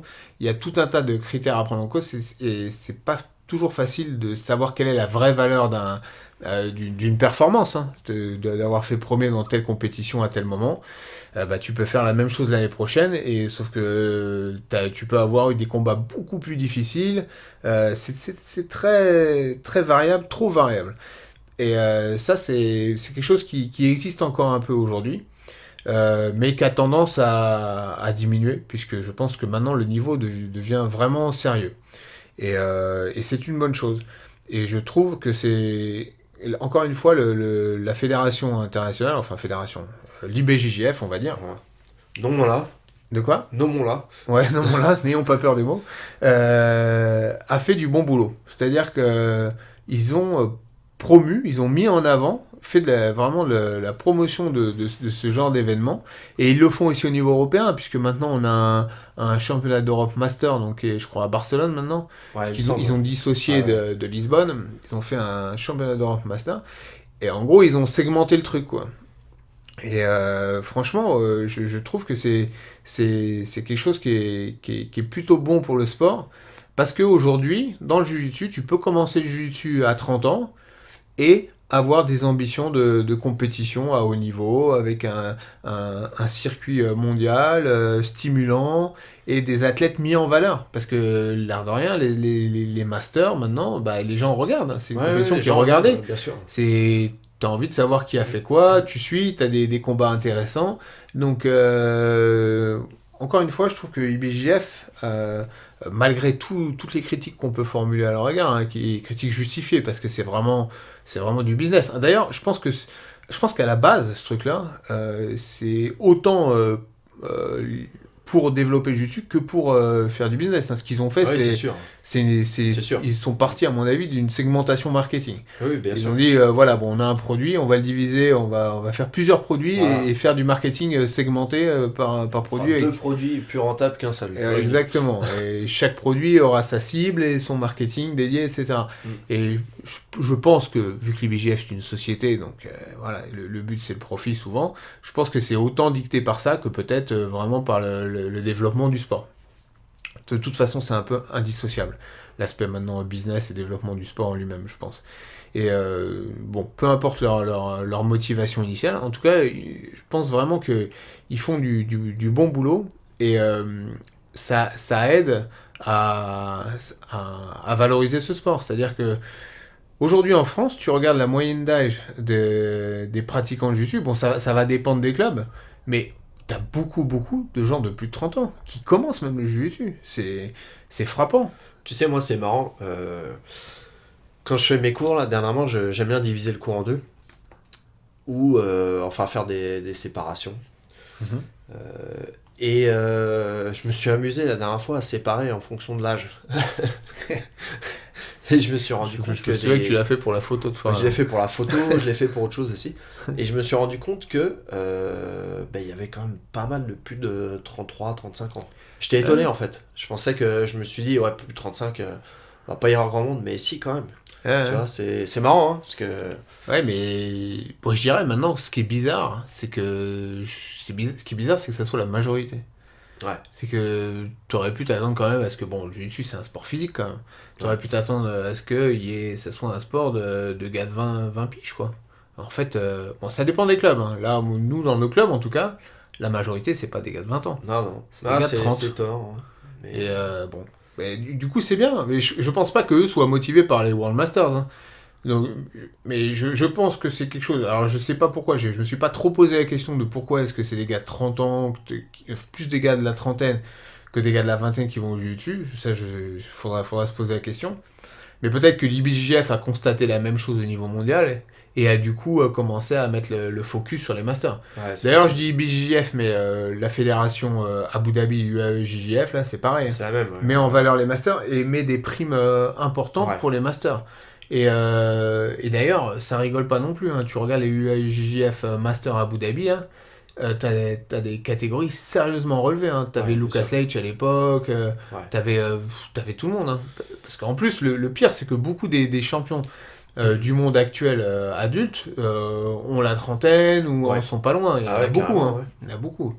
Il n'y a pas que Cobrinha. Hein. T'avais les Cobrinha, t'avais les Braulio, t'avais Lucas Leitch, t'avais. Bien sûr. Je sais pas combien. Bon, après, bien sûr, t'as des jeunes qui arrivent et tout. T'as le renouveau. T'as le renouveau, mais t'as quand même énormément de masters au top niveau mondial. Qui arrivent encore à battre les jeunes d'ailleurs. Qui arrivent encore à battre les jeunes. Donc voilà, tout ça pour dire que c'est des KT maintenant qui sont devenues vraiment sérieuses, relevées. Et je pense qu'on peut être content de ça. Du travail que produit l'IBJF en ce sens, qui permet d'avoir un circuit master stimulant. Ouais, d'exister encore en compète, même quand t'as plus de 40 ans. Enfin, d'être toujours regardé, d'être toujours visible.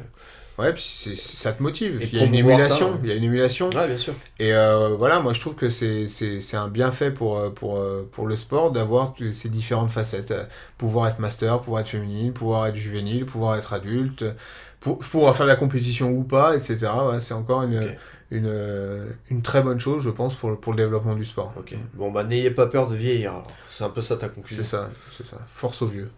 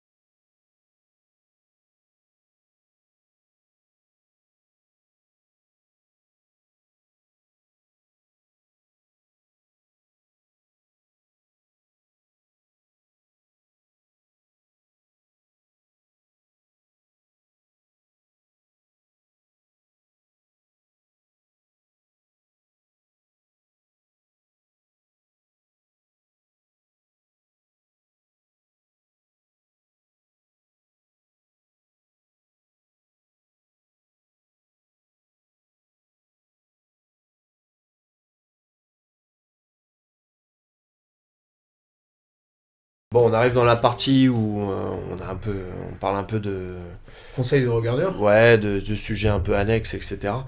Écoute, j'ai cherché un rapport avec le Jiu-Jitsu dans ce dont je vais te parler. Franchement, ça allait trop loin. Autant te dire qu'il n'y en a pas. Voilà, je préfère. Donc toi, tu cherches le sujet et ensuite tu cherches... Non, mais Parce que il y a un sujet dont je voulais parler. Je me suis dit, Faut ça que je peut me être trouve une sympa. bonne excuse. En tout cas, ça m'a intéressé. Bon, bah, c'est peut-être ça le rapport avec le Jiu-Jitsu brésilien alors. Ouais. Voilà, je suis prof. C'est toi en de fait, le Jiu-Jitsu. rapport. Puis Voilà, c'est c'est ton moi. podcast. C'est Tu mon mets ce que tu podcast, veux, tu et t'en puis je fous. parle, et puis je m'en fous. De toute Ouais. façon. C'est pas un débat, de toute façon. Voilà, il n'y a personne d'autre.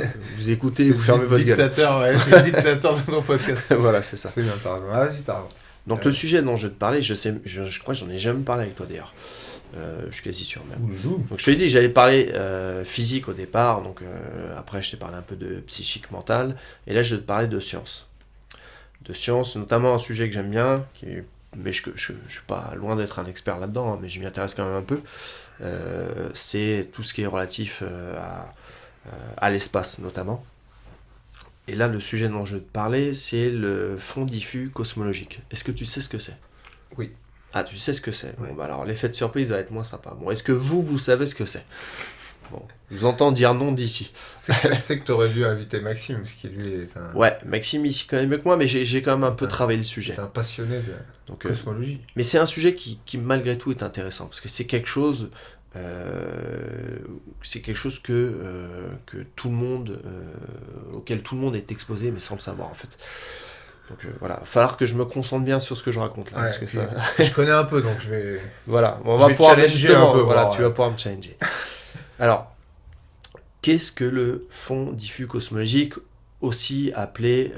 T'as pas pris de note en plus. Hein. Non, Donc, j'ai pas pris de note. Là, je il témoigne, témoin. il est sans note, il est en roue Ouais. libre là. Voilà. Ce qu'on appelle également le rayonnement fossile. Alors, il faut savoir qu'il y a une théorie sur laquelle il n'y avait pas un consensus il y a quelques années, mais depuis les années 60, à peu près tout le monde est d'accord là-dessus, en tout cas tous les grands scientifiques sont d'accord, c'est la théorie du Big Bang. Bon, je ne vais pas trop m'étendre sur ce que c'est que le Big Bang, mais le Big Bang, c'est ce qui est à l'origine de l'expansion de l'univers. Alors, qu'est-ce que ça signifie concrètement ? C'est que chaque galaxie s'éloigne les unes des autres. En théorie, même chaque planète, mais bon, au sein d'une galaxie, il y a une attraction entre les planètes qui fait que c'est moins flagrant. Mais en tout cas, l'espace se dilate, s'agrandit en fait, et les étoiles s'éloignent les unes des autres. Donc, c'est un peu ça l'idée du Big Bang. Le Big Bang, ça a eu lieu il y a 14 milliards d'années, et contrairement à ce que pense l'imagerie collective, c'est pas une explosion. Hein. C'est juste un mouvement de dilatation très rapide. D'accord ? Et aujourd'hui, ça c'est autant le Big Bang, il y a encore des gens qui sont un peu à remettre en cause le truc, mais aujourd'hui on est sûr par contre, et ça se vérifie, que il y a une expansion de l'univers. Et si on remonte on arrive à la mesurer assez précisément, combien s'écartent les étoiles les unes des autres, et en remontant en arrière, on arrive à faire rembobiner le processus en fait, et ça nous permet d'établir un moment de départ. D'accord ? À ce moment de départ, donc c'est 14 millions d'années avant, et il se trouve qu'à ce moment-là, l'univers était beaucoup plus dense et également beaucoup plus chaud. D'accord ? Pas milliards d'années plutôt, non ? 14, qu'est-ce que je dis ? Millions. Ah pardon, ouais, 14 milliards d'années, autant pour moi. Ouais. 13,7 je crois. 13,8, Ouais, pour être précis. vas-y. Soyons précis. Donc il y a 14 milliards d'années, l'univers était beaucoup plus dense, beaucoup plus chaud. La chaleur, concrètement, qu'est-ce que c'est ? C'est de la lumière également. C'est un rayonnement en fait, la chaleur. C'est un mouvement d'onde. En fait, c'est assez simple quand vous mettez du métal à très haute température, vous allez voir, plus il chauffe, plus il devient rouge, et après, plus ça devient de plus en plus clair jusqu'à aller vers du blanc, en fait. Okay ? Donc la chaleur est représentée également par une onde, un rayonnement d'onde, et donc visuellement une lumière qui se différencie. À très haute chaleur, parce que nous-mêmes on émet de la chaleur, on émet également un rayonnement mais qui est quasi invisible, à l'œil nu en tout cas. On peut le voir avec des rayons infrarouges par exemple. Ok. Donc je m'égare un peu, mais si on revient en arrière, il y a 14 milliards d'années, donc, au moment de ce Big Bang, il se trouve que la température était très élevée, d'accord. Et ce Big Bang, donc, s'est matérialisé par une dilatation de l'univers de manière très rapide, et la température, lorsqu'elle est descendue autour de 3000 degrés, je ne vais pas rentrer dans le détail, mais il y a un processus qui fait que la matière est devenue transparente. Au-delà de 3000 degrés, la matière était opaque, c'est-à-dire que la lumière ne passait pas. D'accord ? Lorsque l'univers a commencé à s'étendre, la température a baissé, et à partir de 3000 degrés, il y a un rayonnement qui s'est propagé donc dans tout l'univers. 3000 degrés, ça correspond à peu près à un fil incandescent dans une ampoule, en fait. D'accord ? Et si on part de cette théorie-là, qui était une théorie qui était déjà envisagée dans les années 40, les scientifiques avaient tendance à se dire, aujourd'hui, il devrait y avoir une trace. Il devrait y avoir une trace de ce rayonnement lorsque la température atteint 3000 degrés. Aujourd'hui, on devrait encore, vu que c'est le moment où la matière est devenue transparente, on devrait avoir une trace fossile, donc un rayonnement fossile, de ce rayonnement dans tout l'univers. Sauf que un rayonnement à 3000 degrés, je vous ai dit, dans une ampoule, on voit vous voyez, les fils incandescents d'ampoule, ils sont tout blancs. Donc on devrait regarder au-dessus de nos têtes, et la nuit, on devrait voir, au-delà de tout, on va dire, tout ce qui interfère entre l'espace et là où on se situe, on devrait voir quand même une lumière blanche. Il se trouve qu'on voit rien. Pourquoi ? Parce que l'univers a continué à se dilater jusqu'à aujourd'hui, donc 14 milliards d'années plus tard, et on n'est plus à 3000 degrés, mais on est plutôt autour de... il y a eu un facteur 1000, on se situe plutôt autour de 3 Kelvin, qui correspond à, je sais pas combien, enfin, moins 280 degrés, soit quelque chose comme ça. Ouais, je sais Peut-être pas. que tu le sais. Non. Bref, c'est un rayonnement qui est même pas de l'ordre de l'infrarouge, qui est l'ordre du micro-ondes. C'est-à-dire, voilà, la lumière que je vous ai dit, ça se représente sous forme d'onde. Et c'est une onde qui est imperceptible à l'œil nu. D'accord ? Mais il se trouve que dans les années 60, il y a deux scientifiques qui travaillaient sur un projet pour... voilà, ils travaillaient pour mesurer des micro-ondes entre l'endroit où ils se situaient et des ballons qui étaient dans l'atmosphère.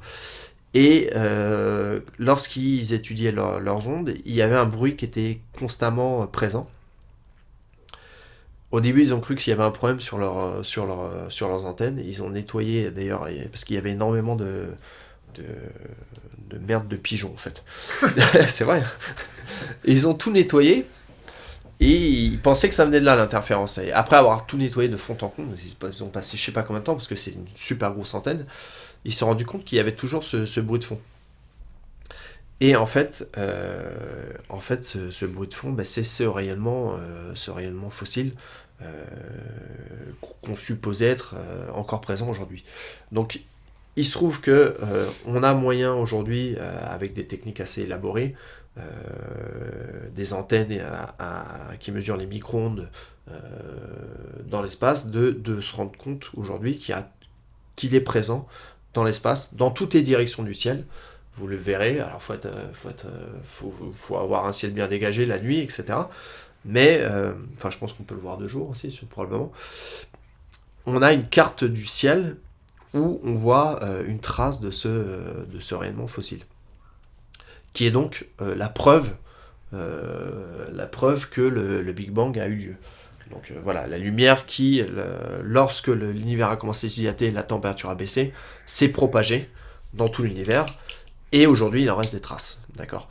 Ce qui est intéressant, c'est que on a envoyé des satellites ensuite pour analyser, faire une carte de l'univers de ce rayonnement fossile, de ce qu'il en reste.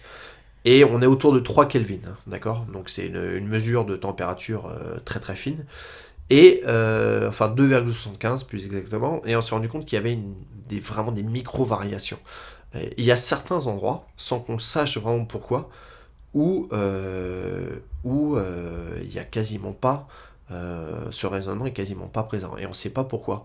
Donc il y a plein de spéculations, plein de théories scientifiques, où ce serait des endroits où il n'y aurait même pas de matière, ce serait un trou, un vide absolu à certains endroits, donc voilà, ça soulève des questions assez intéressantes. Et puis en fait, c'est un vestige de ce qui s'est passé il y a 14 milliards d'années. Alors il faut savoir que le Big Bang, enfin le rayonnement fossile a eu lieu 380 000 ans après le Big Bang. Ouais, après le Big Bang. 380 000 ou 380 millions, je sais plus, mais ça change pas grand chose à l'échelle de 14,8 milliards. Vous l'aurez compris. Voilà, je sais pas si tu connaissais un peu ce. Si, je connaissais cette histoire. Enfin, ils ont même fait on trouve même des représentations d'ailleurs. Oui, la carte du. Je sais pas d'ailleurs trop ce que ça représente concrètement parce que tu vois des. Bon, après, c'est des représentations, je pense. Ils y mettent des codes couleurs. Mais en fait, c'est la variation par rapport à la moyenne. La variation de longueur d'onde, de chaleur en fait. Ouais. De lumière et de chaleur et de longueur d'onde par rapport à la moyenne.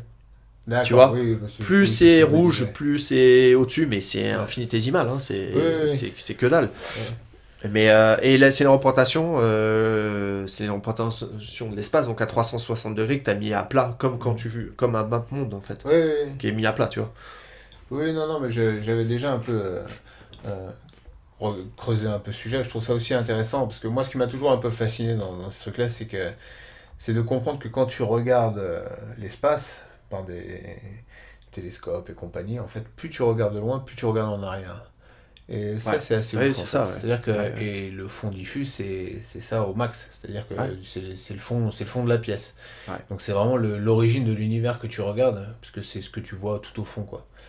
Et c'est assez fort, mais j'avais regardé, il y a des vidéos d'un mec qui s'appelle Jean-Pierre Luminet qui fait de la vulgarisation. Ouais, je sais que Maxime, je lui avais acheté un livre sur cet auteur, Maxime. Et c'est assez intéressant parce qu'il regardait la forme la représentation donc, du fond de la carte, et ils essayaient de voir s'ils repéraient pas des zones qui étaient dédoublées parce que ça pourrait donner des indications sur la forme qu'aurait l'univers. Parce qu'il y a tout un tas de théories comme quoi l'univers a une forme et on ne sait pas laquelle, puisque bon, et il y aurait potentiellement des zones que tu reverrais par des jeux d'effets optiques et compagnie. Donc ils essayaient de comprendre à travers cette image à quoi pouvait ressembler l'univers. Mais c'est vrai que c'est assez hallucinant les questions que ça pose et qui sont en fait les seules vraies questions fondamentales que tu peux avoir dans ta vie quoi. C'est ce qu'on fait là d'où on vient. Mais c'est exactement la vraie question, c'est où est-ce qu'on est dans le temps, dans l'espace. Alors là l'espace déjà c'est un bordel, mais le temps c'est aussi un autre bordel. D'ailleurs les deux notions sont très liées. Hein. Oui, mais d'ailleurs autre chose par rapport au Big Bang qui est assez fascinant, c'est qu'il y en a qui estiment que c'est là que le temps a commencé. Et ça fait mal conceptuellement à t'imaginer. Ben oui, mais alors justement, là-dessus, il n'y a pas de... C'est justement, je le disais en préambule, mais il n'y a pas de consensus sur le fait que ça soit le point zéro, en fait. Hein, non, bien sûr. Mais en fait, c'est pas si con que ça. C'est-à-dire que tu peux te dire, mais ça veut dire quoi ? Mais en fait, on sait avec quasi-certitude que... Enfin, je crois que c'est certitude totale même que le temps est lié à l'espace, avec les histoires de relativité générale, c'est-à-dire que le temps ne s'écoule pas de la même manière selon que tu sois à côté d'objets à forte gravité et compagnie. Ça, c'est Einstein et les distorsions d'espace-temps et compagnie. Donc on sait que le temps et l'espace, c'est profondément lié. Donc à un moment où, au moment du Big Bang, et avant le Big Bang, où quand l'univers était tellement dense, et c'était ce qu'ils appelaient, je crois, la bouillie cosmique, c'est-à-dire que c'était vraiment tout qui était surexcité avec une énorme chaleur. L'univers, l'espace était dans une forme tellement compacte et même aux massif, extrêmes, aux extrêmes. C'est-à-dire qu'on était dans l'infini, si tu veux. Oui. Donc à ce moment-là, qu'est-ce qu'était le temps ? Puisque le temps, si tu veux, est lié à la matière, est lié à l'espace. Donc effectivement, tu te dis, peut-être que c'est à ce moment-là, et c'est là que le Big Bang devient une notion vraiment flippante, c'est-à-dire que c'est là que ça a vraiment commencé. Parce que souvent, quand t'es gamin, on te parle du Big Bang, on dit ouais, il y a eu une explosion, il y a un moment, c'est là que ça a commencé, ouais, mais avant l'explosion. Et là où ça fait flipper, et là où toutes ces questions font flipper, c'est que avant, il n'y avait pas d'avant, quoi. Et là, tu deviens ouf, tu vois. C'est pour ça, c'est bien des fois, tu vois, juste tu vas là-bas, tu vas t'entraîner, tu sais voilà. des gens, et c'est mieux, tu vois. Oui. Oui, puis l'univers est en expansion, mais le jujitsu est en expansion aussi. Tu vois. Ouais, c'est sûr, mais c'est pas la Bon. même vitesse. Mais... Bon, on va arrêter nos conneries parce que voilà, les gens vont croire qu'on veut jouer les mais de toute intellectuels. façon, les gens ne sont plus là. Ouais. Oui, les gens ne sont plus là. Remets-nous du PNL en musique. Et Vas-y. puis voilà, on bouge pas.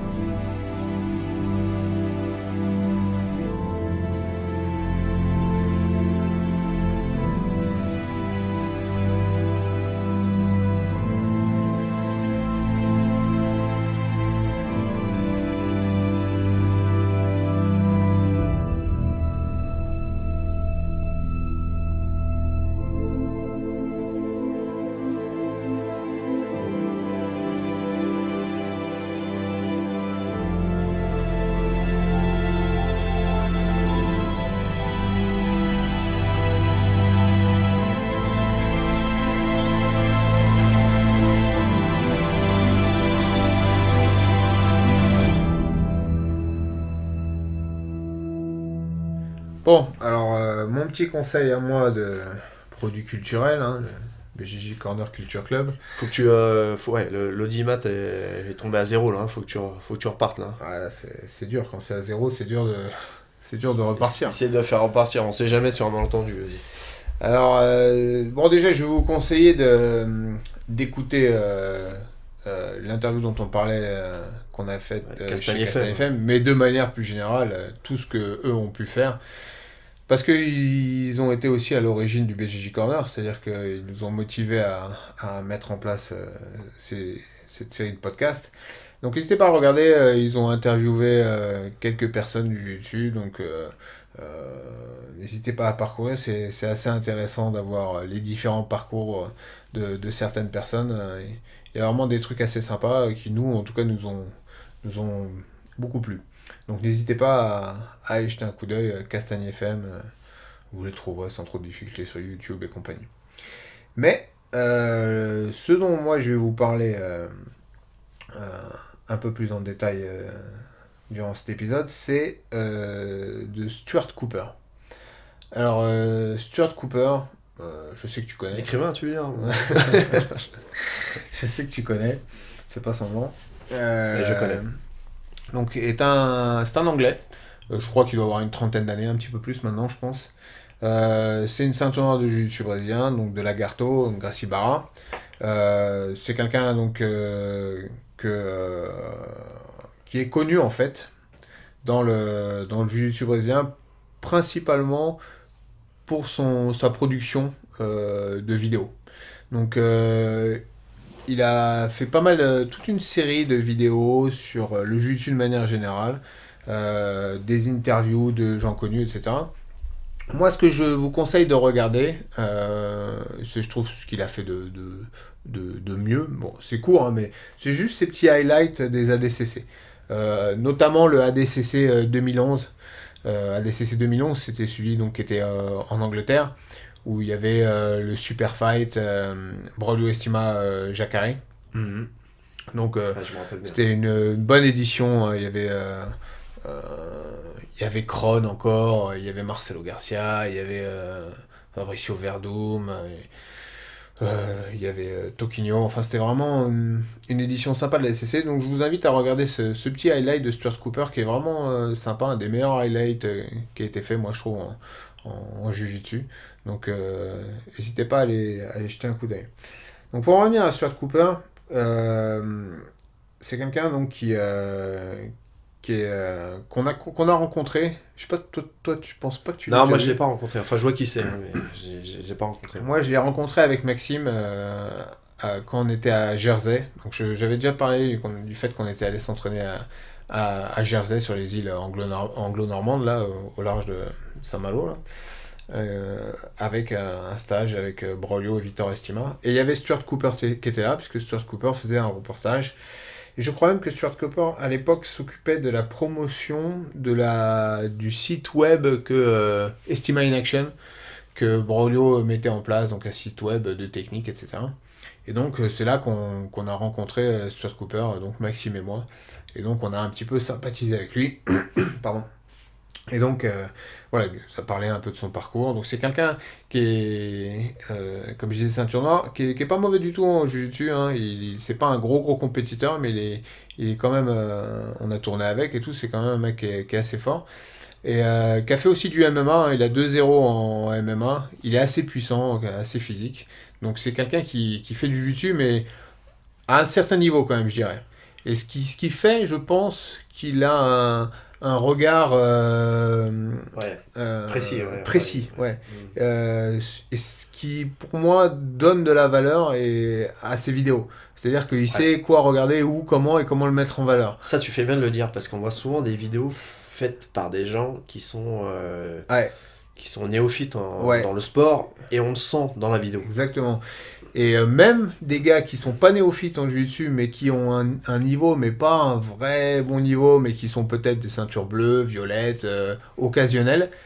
Même ça, je pense que voilà, le fait que Stuart Cooper, ouais, il y a une différence. Et je pense que Stuart Cooper, le fait qu'il soit pratiquant et bon pratiquant, fait qu'il a cet œil, c'est aussi une des clés, à mon avis, du succès des vidéos qu'il a pu faire. Sachant que sa vidéo sur le highlight d'ADCC, je pense qu'elle a été vue des millions de fois. Hein. Elle a été enlevée puis remise pour des histoires de droit. J'espère qu'il l'a monétisée. Bah, je pense qu'il a... non, il a eu des gros problèmes de copyright. Hein. Donc il avait dû l'enlever, la remettre, il a dû négocier avec ADCC et compagnie. Puis finalement, je crois aujourd'hui... il a fait plusieurs highlights, je me demande même si ADCC l'a pas encouragé ou l'a pas subventionné, puisqu'il a fait les highlights de l'ADCC en Chine, de l'ADCC au Brésil. Il mettait les musiques dont il possédait pas les droits, c'est ça? Le coquin. Donc, bref, il a vraiment il fait vraiment du bon boulot. Et puis c'est quelqu'un qui a réussi finalement à vivre du jiu-jitsu. Et je trouve ça sympa qu'il y ait des gars comme lui et comme d'autres. La dernière fois, on parlait du BJ Globetrotter et de Christian Grogard. Des mecs qui ont réussi à vivre et bien du jiu-jitsu. Parce que lui, maintenant, il a sa production de vidéos, il fait des interviews, etc.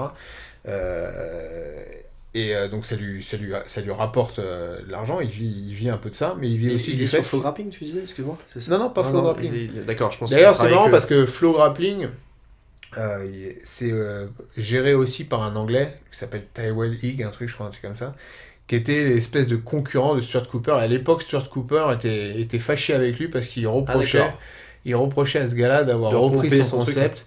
Parce qu'avant Flow Grappling, ce gars-là, cet Anglais dont je te parle, commençait à faire une série de vidéos, Beijing, Rio, je sais plus quoi, il avait un projet. Ouais, si, je me rappelle, il est allé chez Leandrolo et compagnie, enfin, Cicero Costa. Ouais. Il faisait le tour des académies, c'était bien fait. Et Stuart lui en voulait un peu parce qu'il estimait qu'il lui avait pris son taf, enfin bref, je n'étais pas trop rentré dans le détail. Mais je pense qu'ils avaient c'est les Anglais, d'accord. C'est les Anglais, je savais pas. Non, Flow Grappling, je crois pas, mais ce gars-là, oui. Ouais, d'accord. Flow Grappling, je pense que c'est un truc qui est plus vaste. Oui, c'est à la base, c'est sur d'autres sports, c'est ça. wrestling, ça. Ouais. Et donc je pense qu'il s'est greffé à ça. Bon, tout ça, c'est à vérifier. Mais je me souviens qu'il y avait cette espèce de petite rivalité entre Stuart et lui, et Stuart nous en parlait, et il rageait un peu contre lui.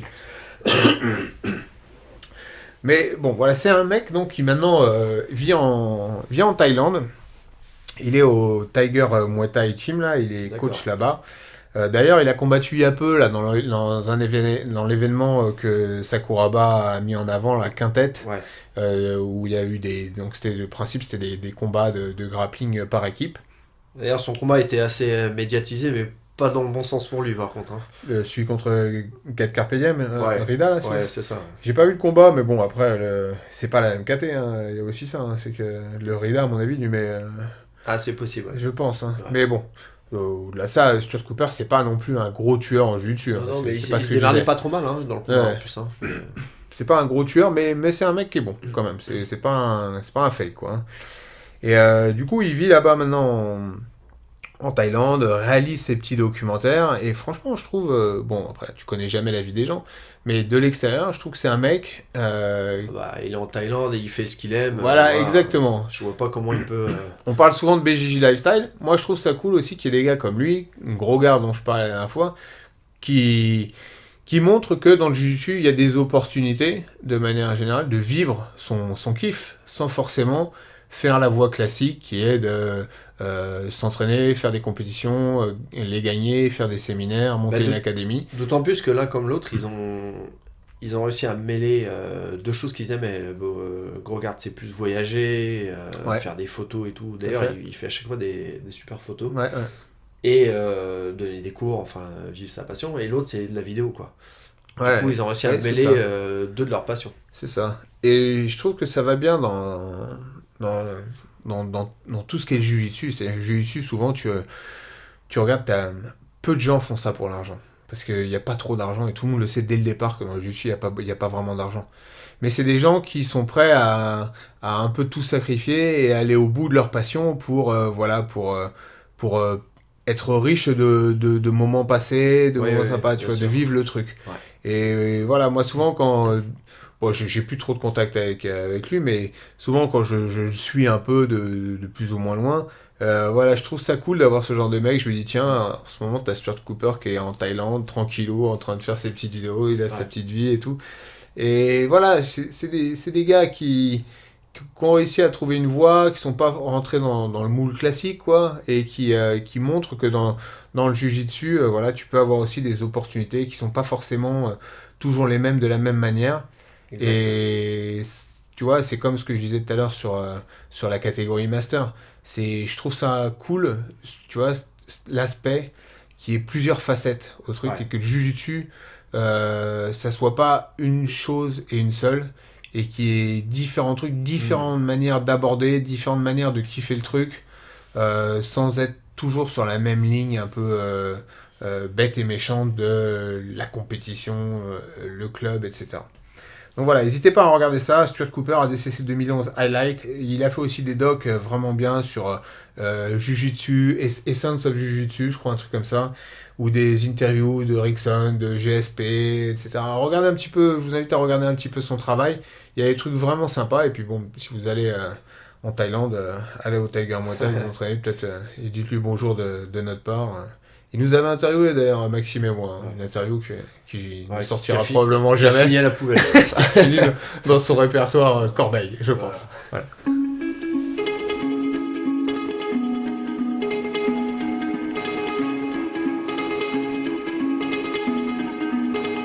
There's a cold, easy glow dancing over our street. I could have chased it down, I could have held you long, but wouldn't you think me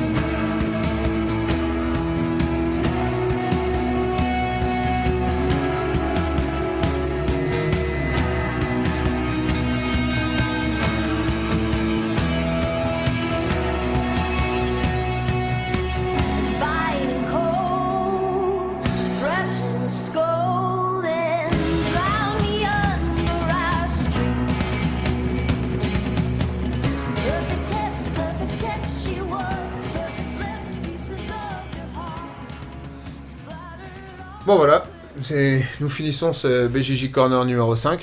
Épisode 5. Voilà, un épisode, ma foi, assez sympathique. Voilà, bah écoute... Par une petite digression spatiale de ta part. Ouais, bon, j'ai un peu... Après, j'ai c'est- trouvé un lien quand même, hein, t'as vu À la fin, il y avait un petit lien quand même. Ouais. Bon après, Extension du Jujitsu. oui, c'est vrai. Autant pour moi. Ouais, non mais voilà. Non mais c'est notre podcast, hein. On fait ce qu'on veut ici. Voilà, c'est tout.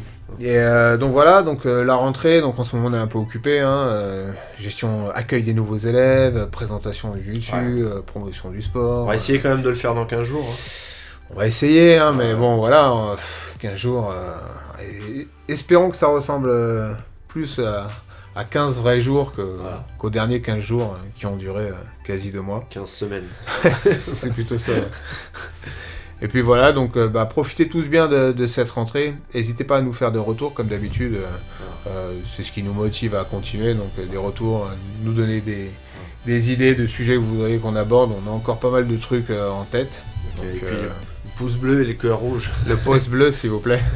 Cœur rouge. Cœur rouge. Et partagez. Voilà, partagez. Merci les gars, bonne rentrée à tous. Et puis Merci à tous. à la prochaine. Ciao. Ciao.